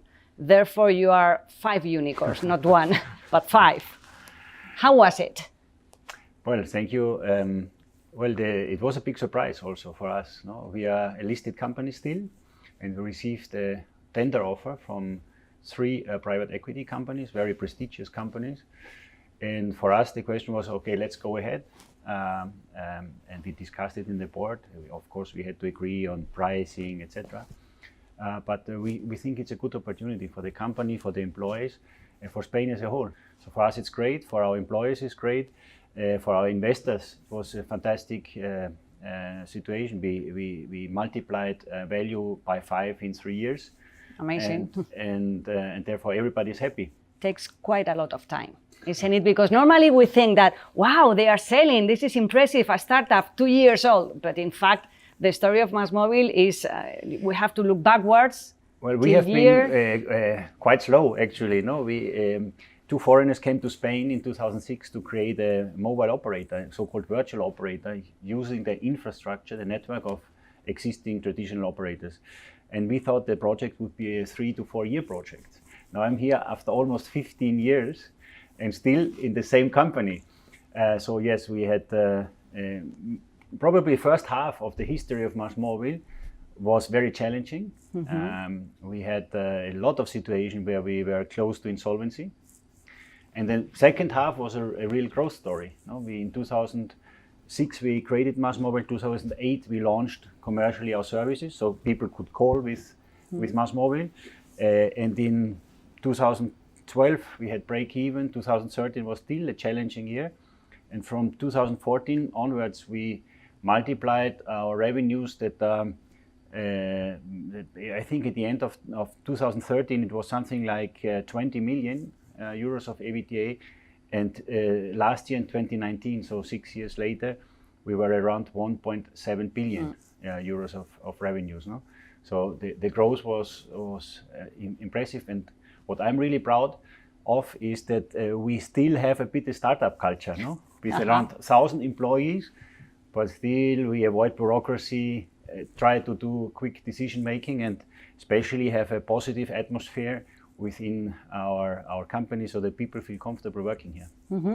And what do you think has been the secret sauce for this growth to happen? Basically, customer focus. Client first is one of our values and probably the most important one.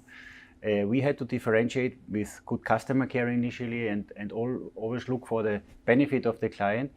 Because when we were born, this was a very promotional market. A lot of free mobile phones, a lot of marketing campaign, a lot of small print, difficult to understand for the final client. So we tried to differentiate via good service. And basically the word of mouth, the recommendation of the endorsement of our own clients were very important. Still today, MásMóvil invests as a group around 4 times less than any other national operator in marketing. You are the CEO of a big company, but you are an entrepreneur. And when somebody's an entrepreneur, you always keep being an entrepreneur. How do you think you have evolved since the very first days till now? Well, I hope that I matured a bit. We still laugh a lot here, but the thing is also the management style evolved a lot over time. No, I came from a consulting company before, and I was very impatient. And I said, this is good or bad, and I think I'm now much more calm. I accept things that are not perfect, but I'm still pushy. No, I still want to get things done. And I think that's important. No, that we all learn to not only have great ideas but execute them. The situation of a traditional MVNO in the world was, well, to get 3, 4, 5% market share and then sell the company. We thought, okay, we want to think big and create a lasting enterprise. Do you think that Spanish startups think big enough, or we should be more ambitious? Well, I think in general we have fantastic startups in Spain, and you mentioned Idaris. There was also a startup probably, I don't know, 20 years ago, no? Yes. With other very successful companies, Cabify, Globo, etc. So a lot. And we have great talent here in Spain. The thing is, in the society, the entrepreneur during long time was an outsider. When I came to Spain and I told people, well, our still lawyer and secretary of the board, when I asked him to create a company, he asked me, okay, which company? And I said, no, a mobile operator. He said, oh, a phone shop? No, a mobile operator. When I told him that, he almost kicked me out of his law office, no? And also the understanding for somebody creating a company to compete with giants was not there. I think, fortunately, this evolved. So today, each day more people like to be an entrepreneur, create their own projects. Let's talk a bit about the future. How do you see the future of your industry? Well, I think the sector historically had to focus very little on customer satisfaction because everybody wanted a mobile phone, as you said. No, we think that this is the great challenge for traditional operators. No? MásMóvil, in its vision, wants to be number one in customer satisfaction in Europe as a telco, plus the number one in impact, in social impact, and positive impact. We think we have to think not only of our clients, yes, very important, but also obviously of our shareholders and creating profit, but also of the planet. Digitization is a key lever that we have to use, meaning obviously connectivity, but also based on connectivity, creating service that people actually use. Because everybody's talking about 5G and few talk about specific services that really are beneficial for our clients. And if you have to give one recommendation to Spanish entrepreneurs, what would that be? Well, first, it's a basic thing. We did a lot of mistakes in our history with cash planning because we were always too optimistic. So have a good CFO that really does well the projects and all this stuff is very helpful. We had a very good CFO, but I was too positive always. Then company culture. We were talking a lot about it during the last years also, and little by little I'm getting more conscious. Initially, we try to hire the people with the most expertise in their field. Mm-hmm. And sometimes we did not look if this person would fit in the company that we wanted to create. Mm. And that was always a mistake. That didn't work. So now we are looking less on experience and more on attitude and values that people have. No? So I would invite you from the beginning to define very well the culture, the values that you want to have in your company, and then be coherent. Mm. And the third for us is maybe the importance of IT. Mm-hmm. When I started MásMóvil, I have a law background. I was carpenter when I was young. I had no clue about technology. So the first IT director I hired was the guy that, a great guy, and he was long years with us, but he was the one that repaired my laptop because it crashed. And for me, it was more a function that had to make sure that there's no problem. But I didn't see as the big enabler, not only for doing project as a company, but also the cultural enabler. Now, well, obviously we are in the middle of this pandemic. What do you think will be different when we overcome this situation? What are the key learnings that as a society we have to take away? People become more conscious about, let's say, how important the environment is, how important the family is. In this pandemic, I think separated families into two. The one that get along better than before, and then they get worse. And I wish everybody that they use the time wisely to improve their relationships. I think technology in general and connectivity for our sector has increased in importance. Now everybody knows that he needs connectivity at home. Mm. And for us, this is a big opportunity as a sector, but also a responsibility, because we have to bring connectivity, internet, also to the small villages in Spain. And this is a big initiative of MásMóvil that we expect, especially where there's no alternative right now. We try to bring, with a lot of difficulties, because of topographic, geographical situation, etc. We try to bring connectivity to those places as well. Well, Maini, thank you so much for receiving us. Particularly as a client, I can tell you that I'm very happy and very satisfied, which I think is the biggest compliment. I am. I did not bribe her, so. No, I am. Very, Therefore, I think this is the biggest compliment. Thank you so much.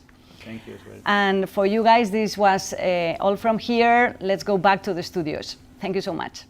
Thank you, Karina. What an inspiring story and what a lot of cash. Okay, where were we? Yeah, connectivity and data. So let's get connected with the two category finalists. It's time to congratulate Gataka and Aircision. Well done. So let's see who will be taking home a miniature Madrid memento as the category winner. You might remember the film Gataka, the dark and dystopian biopunk sci-fi hit all about destinies being dictated by genetics. But forget about all of that right now.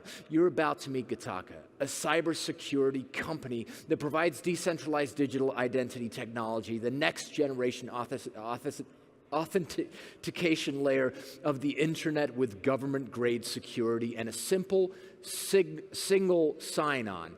From Spain, please welcome to wow the judges one more time, the CEO of Gataka, Irene Hernandez. Hello, my name is Irene, and I'm the founder and CEO at Gataka, an MIT-born cybersecurity company that builds decentralized digital identity technology. Imagine you wake up in the morning, you grab your phone, open your email app, and you cannot log in. You type your password 3 times. The last one, you swear to yourself you typed it right. And still not working. A thought crosses your mind. And really scared, you open the app of your bank and bam, that's it. You have 10 charges from Amazon orders you never executed. I'm sorry, you've been hacked. And don't think that this will never happen to you. According to Braid's Level Index, this may happen to someone every 40 seconds. Centralized authentication architectures are not only creating frictions for end users in terms of privacy, user experience, and security. Businesses are concentrating so much sensitive information that they're becoming honeypots for hackers, and they're spending millions of dollars in KYC and GDPR compliance. This is why we've built state-of-the-art technology to create a new way of managing your personal information, a single digital identity for all your services worldwide. We empower end users with an ID wallet in their phone and with verified identity credentials so that they can enjoy passwordless, instant, and government-grade secured access to digital services. Our decentralized platform also includes credentialing tools for issuing authorities and single sign-on authentication tools for businesses on a monthly subscription plan. This architecture is well known as self-sovereign identity, and it is so powerful that governments worldwide are already implementing this concept. The market is expected to grow to $2 billion in under 4 years in an industry that has no clear leader yet. And we are the first one to offer interoperability among any blockchain infrastructure and that are truly aligned with the European guidelines. This is why our team of blockchain developers, cybersecurity engineers, entrepreneurs, and senior business managers are, listen carefully, directly advising the European Commission to build a pan-European self-sovereign identity framework. We also signed a very strategic agreement with the Spanish National Postal Service, and we have 2 more deployments about to start. We're looking for governments, universities, and banks willing to be an innovation reference in Europe. If you're a true leader in any such organizations, please reach out. Thank you. Decentralized digital technology from Irene Hernandez with Gataca. Has she managed to wow any of our judges? I want to see some raised hands. As they say, raise your hands for La Nave if you have any interesting questions. I see one over here on our panel of virtual judges. And Physic, we have another one, Fernando Del Rey. Please, your question to Irene from Gataca. Hi, Irene. Thanks for your pitch and a very interesting solution. My question is, you've divided in your application, there are 2 phases. The first one is piloting with governments and organizations, piloting, and then the phase 2 is going subscription model. So how long do you think it's going to take you to get to phase 2? And how much capital do you think you need to get there? Thank you for your question. Can you hear me right? Yes. Awesome. We're currently involved in the definition of current technical specifications for the European Commission, and my expectation from our knowledge and our work there is that we can foresee something in production, and I mean a national scale production ready project in under 2 years. That's my expectations. As per how much money we will need to get there, we are planning as of today a total amount of 5 million in investment to get there. Not for the first round, in a number of rounds. Obviously. TikTok time's up. Irene, Fernando, thank you for your amazing question. Amazing answer. Great expectations from Irene. But are there any more questions for her? Can she wow another of our judges? We have a question from Jose Manuel Carol for Irene. We're going to drag him over to the yellow board. And we have question number 2 for Irene Hernandez. Hi, Irene. Congratulations for your presentation. I would like to know a bit more about your competitive landscape and how are your value proposition competing and which are your competitive advantages. If you can explain us a bit about this. Thank you very much.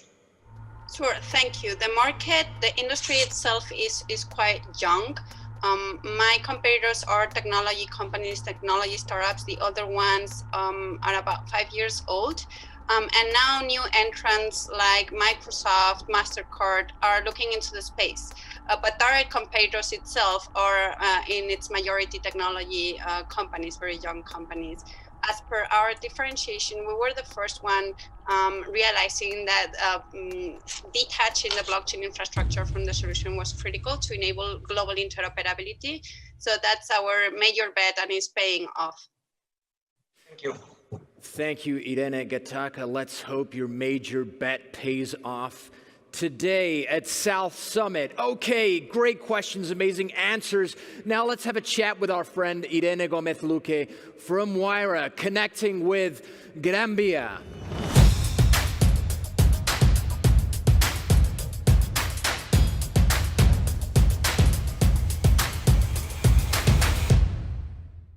I'm here at the lobby of one of the most emblematic buildings in Madrid, Telefónica's original headquarters in Gran Vía, right in the heart of the city on one of its most vibrant streets.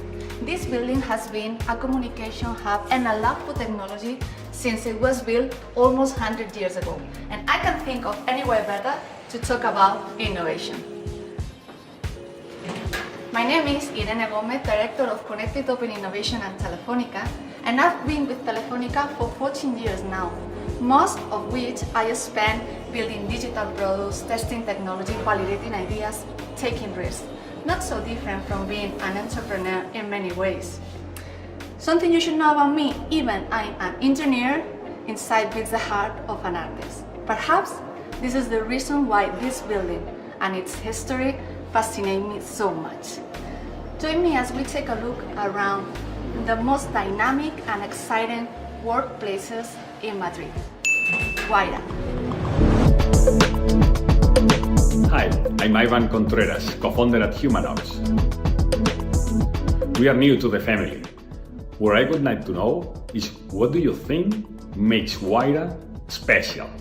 I think there are two things. First is commitment. You know, Ivan, that at Telefónica we have been supporting open innovation and projects like yours for over 10 years now. Right now we have over 500 startups in our portfolio.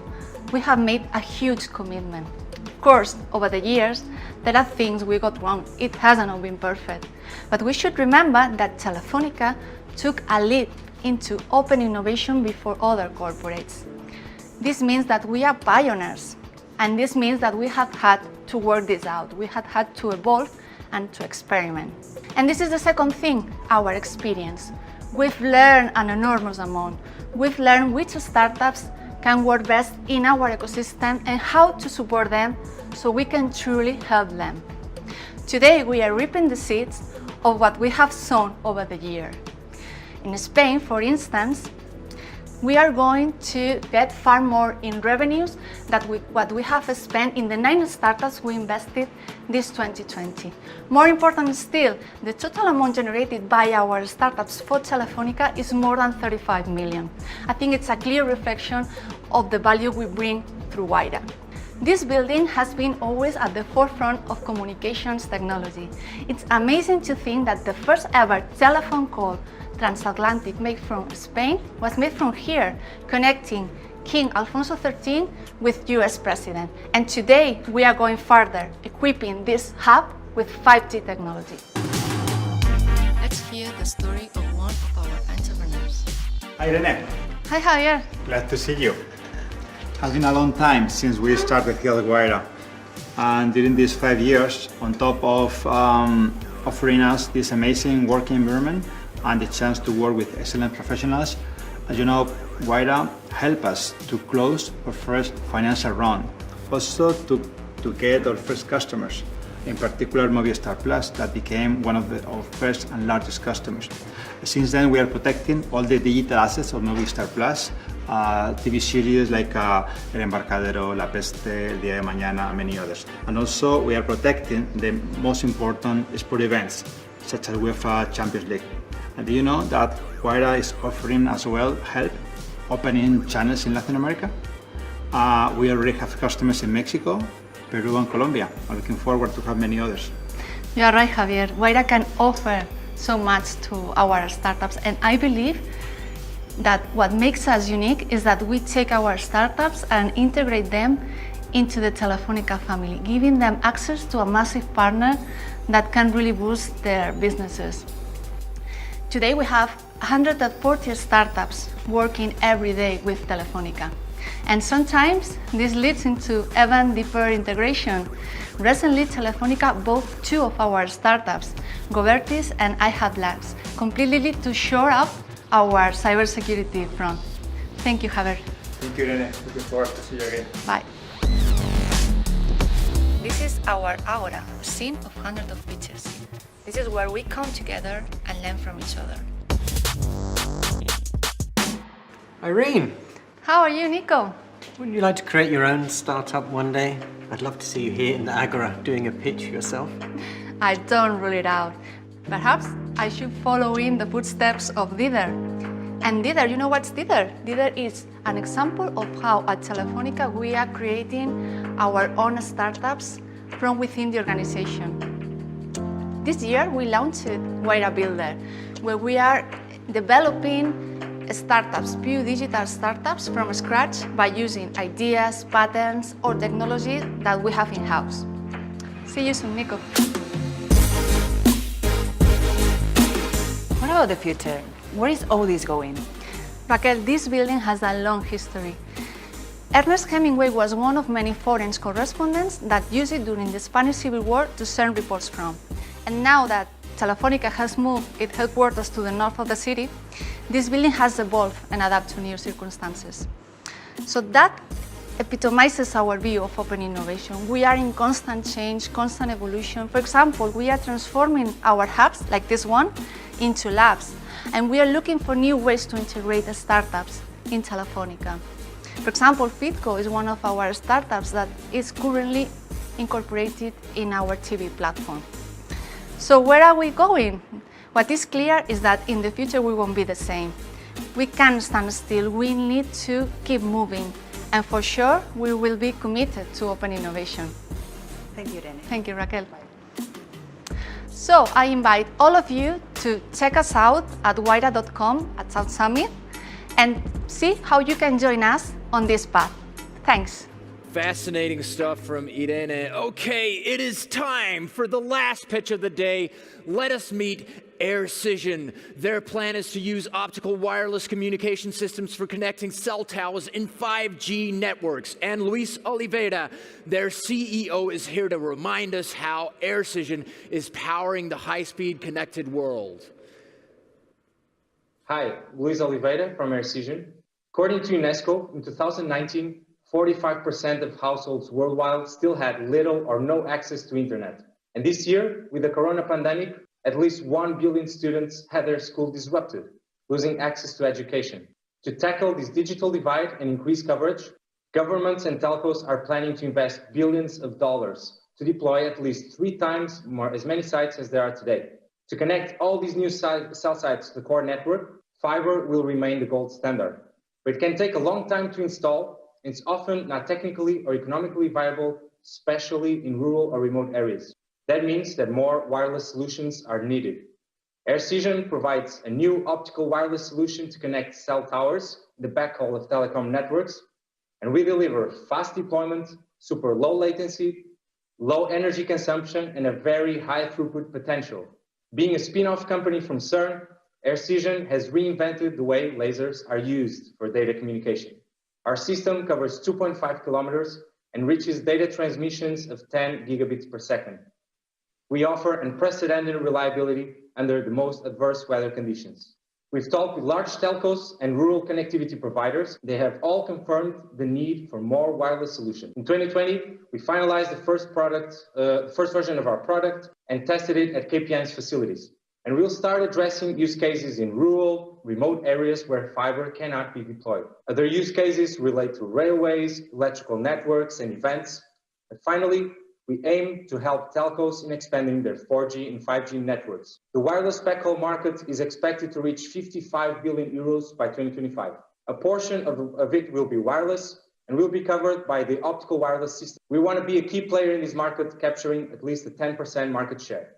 Our competitors provide solutions to niche segments, such as building to building for enterprises, but by being the only one wireless solution that works even the most adverse weather conditions, Aircision has a competitive advantage for entering the mainstream telecom markets. After winning the virtual South Summit e-challenge for connectivity and data last May, we generated many interesting new leads. And I'm very proud to announce that in 2021, we'll conduct a pilot in Spain with one of the largest operators.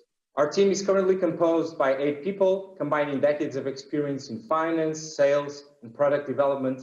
And we are surrounded by serial entrepreneurs and industry experts. By expanding connectivity in line with the Sustainable Development Goals of the United Nations, we believe we can break down the digital divide. We are currently closing our seed round of €2 million, so if you want to know more about our technology, feel free to reach out. We are Arcision, and we are powering the high-speed connected world. Thank you. Precision laser wireless communication from Arcision. But did he manage to hit the bullseye with any of our judges? Are there any raised hands for Luis from Arcision? Do we have anybody on our virtual wall or even on our physical wall? Or was he so precise with Arcision that we have no questions at all because it has all been said? It looks that way, so let us talk of culture and the finer things of life and learn about the golden age of Spanish creativity. I am honored to introduce this next fireside chat between Agatha Ruiz de la Prada and a great supporter of the arts in Spain, our very own Maria Benjumea. Agatha Ruiz de la Prada is a Spanish fashion designer. The stage is yours as we connect with Palacio de Lidia.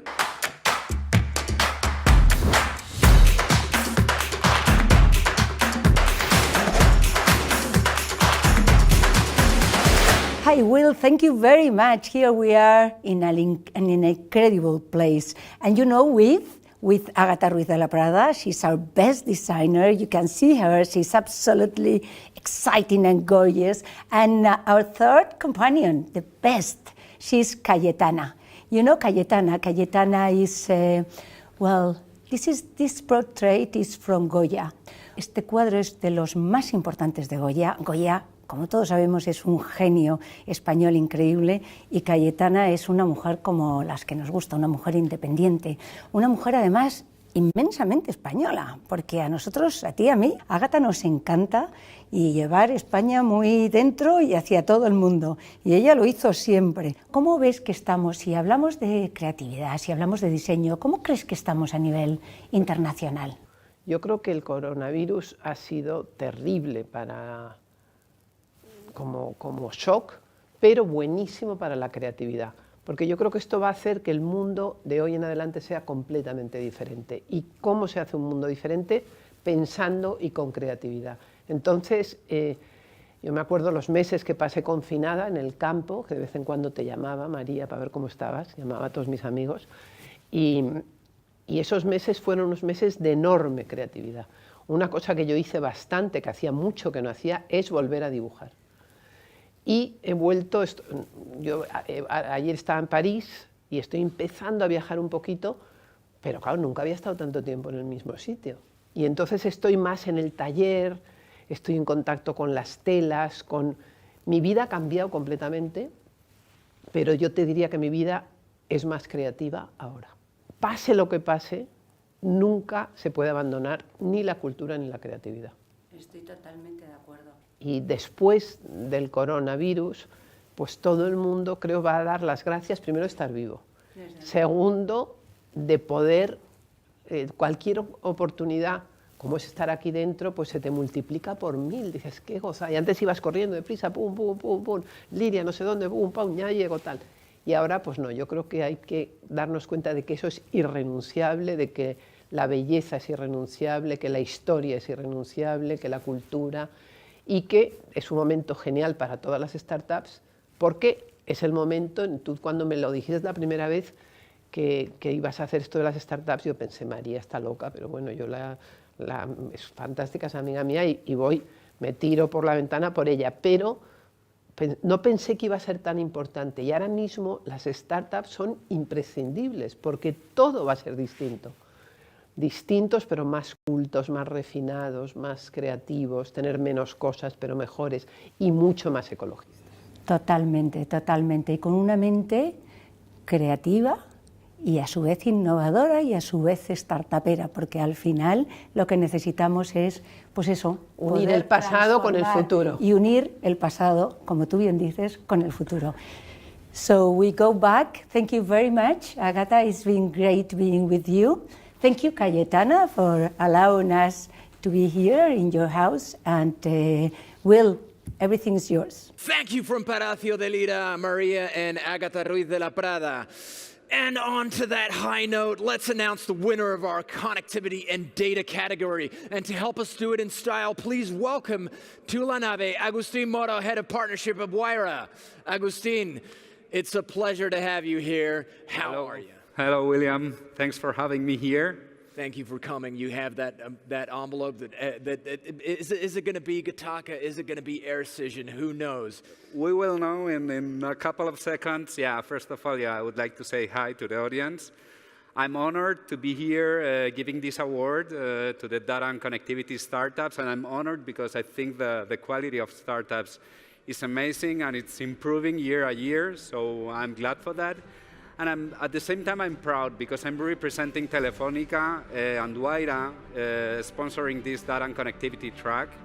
And in the end, it's telecoms, the one that made life continuity possible in this complicated environment with the COVID crisis.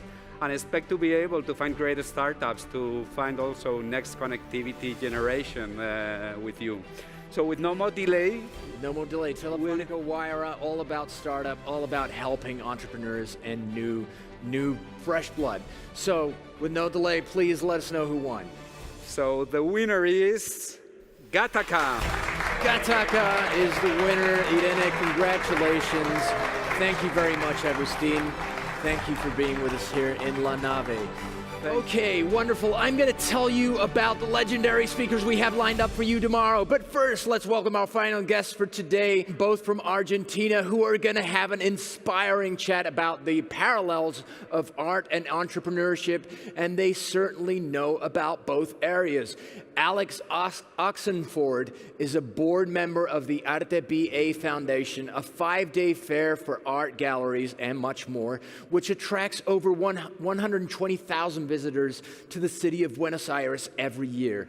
Alec is also the co-founder and CEO of LetGo. Nicholas Sakasi is the co-founder and managing partner at Kasek Ventures, a VC fund investing in technology companies in Latin America. To talk about building something beautiful, please welcome Alec and Nicholas.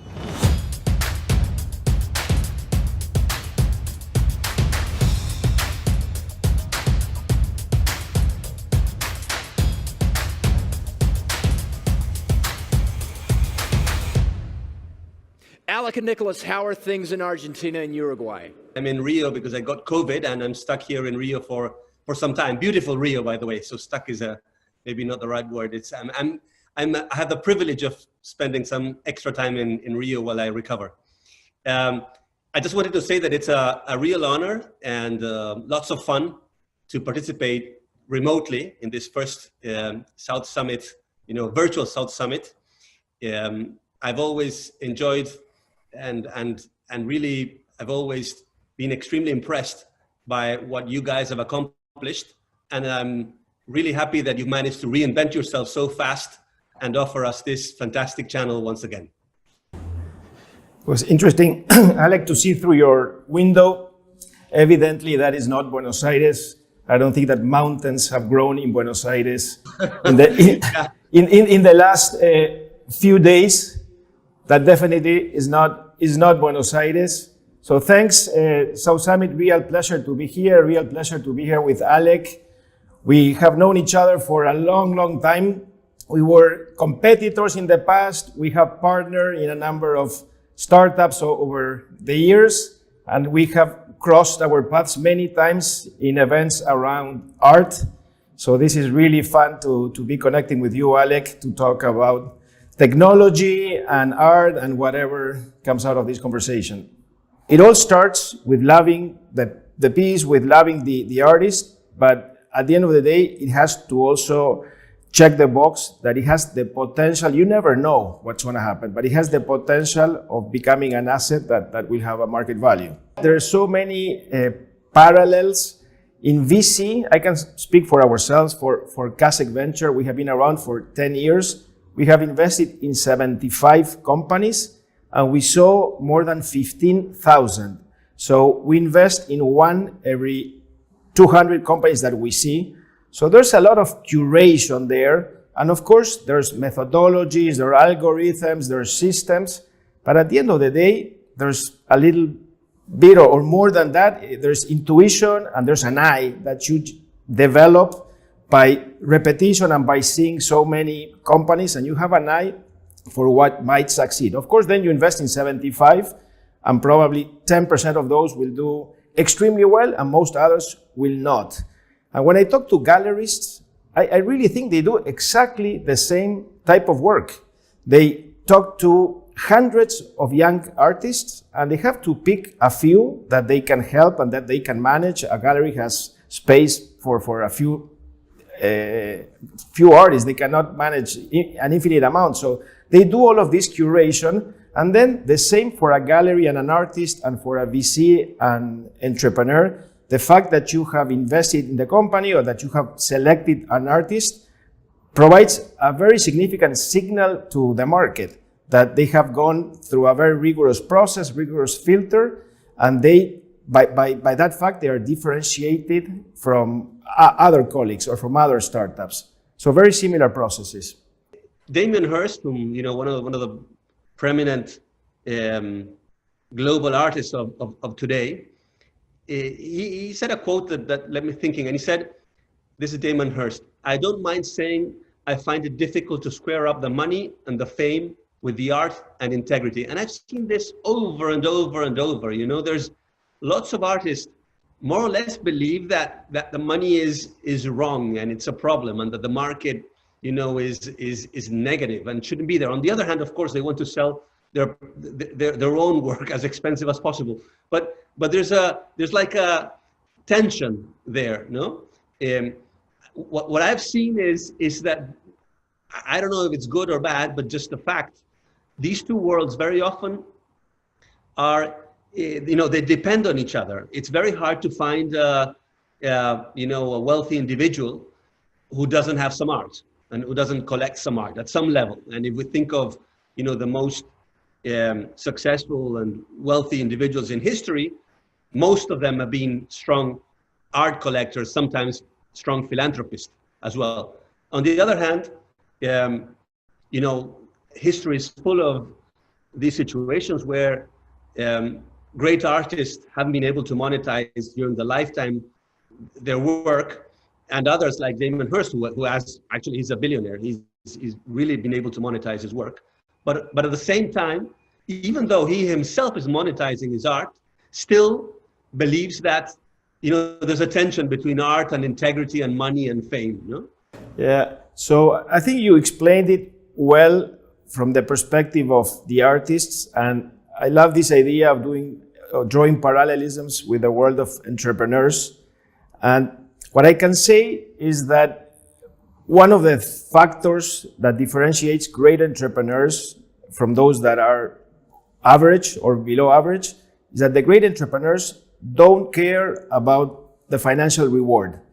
They have a vision of what they want to do. They are relentless in the pursuit of achieving that vision. And the only thing that they care about is building the product or building the service and resolving a pain point. And they are totally obsessed with that. Of course, if you are successful, then you get the prize at the end of that road. But that is never the motivator. And I was talking before about our filtering process for entrepreneurs that we're going to fund. And whenever we smell any type of mercenary type of culture where they are really focused on what is going to be the exit, how much money I'm going to make, it's an immediate block for us. Immediately, we understand that that is not the type of entrepreneur that we want to back. First, because we will not feel comfortable with their approach to building the company, but also because we think they will not be successful. The ones that succeed are the ones that have the mission and the vision in front of them, and the rest is a consequence of being successful. One quote that as you see, I love quotes, no? But one that I read this last week, which I loved, was very short. It's "Founders are artists." And I myself, I'm a founder. I founded the Remate, in which, you know the story very well, because we competed against Mercado Libre for many years. Then I built OLX, and more recently, Let Go, and also co-founded Dinero Mail with Ale Estrada and Juan Pablo Bruso. And so I'm certainly a founder. And I was thinking, you know, am I an artist or not? I wouldn't say I'm an artist for sure, but I share some traits, I think, of artists, and I think that founders do in general.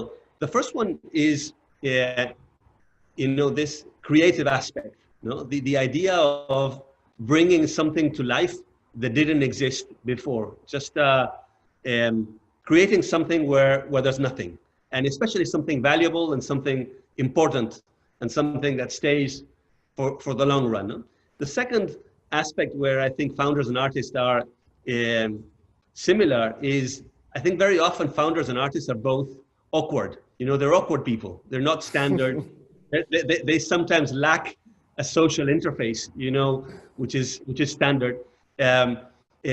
Sense of humor is peculiar. Dress code is informal. Even though it's very different worlds and very different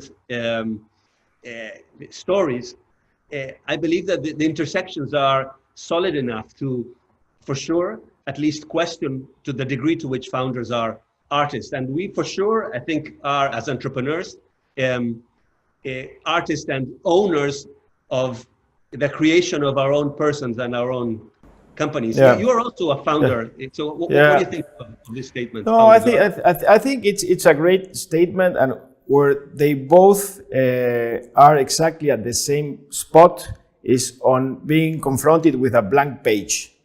If you are an artist, you have a blank page and you need to produce something. And if you are a founder, you have a blank page and you need to produce a vision and a business plan, and then you need to execute on that. But the first day, it's very scary. It's a blank page. So clearly, it is very similar in that regard. The other part where I think there's a lot of similarities is short-term versus long-term. There are some artists that have a phase and they produce some work and they sell or they are successful, but then they don't have the discipline to pursue a career over the long term. And then they fade away and they don't become so relevant. And of course, a company, a startup, you really need to be focused on the long term and on building something for the next decade or decades. So the success, both for an artist and for an entrepreneur, is if you have this very, very well-developed patience to build something for the long term. One other quote I loved is from Lucian Freud, and he says, he said, I'm only trying to do what I cannot do.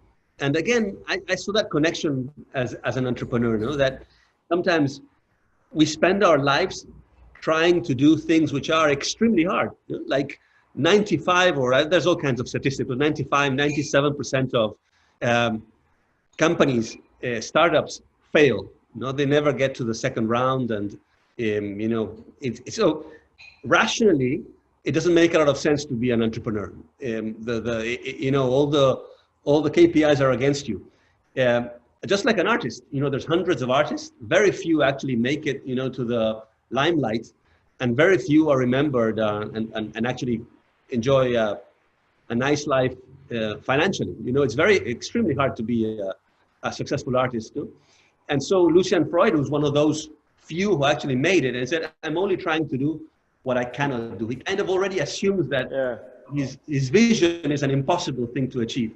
What do you think of that? Yeah, this is interesting because you are throwing these questions, and I am tending to find the parallelism with the entrepreneurial world, which is very clear on many of these dimensions. And that is very, very clearly what happens in the case of entrepreneurs, that odds are completely against you. But I think that for an artist and for an entrepreneur, it is not an option. It's not that you're calculating, I would rather do this or do that, and I'm trading off pros and cons.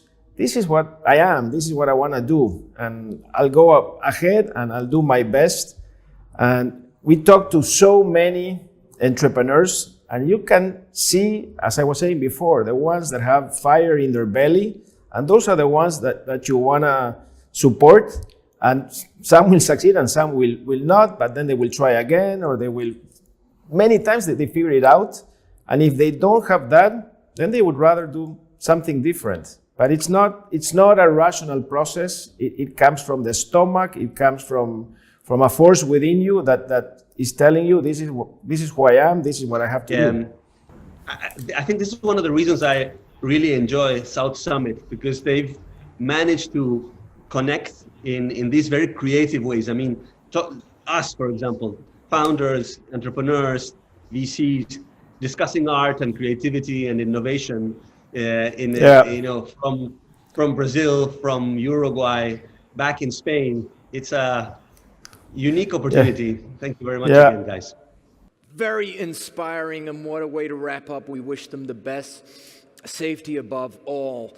It's a great way to wrap up today for day 2 of South Summit Prime Time. Thank you, Alec and Nicholas. And what an amazing afternoon we've just had. Thank you to all the brilliant finalists, amazing judges, and rock star speakers. And thanks to you at home or in your social distance office for joining us once again. We will be back with another day of awesomeness tomorrow when we look at fintech and insurtech, consumer trends in travel and tourism.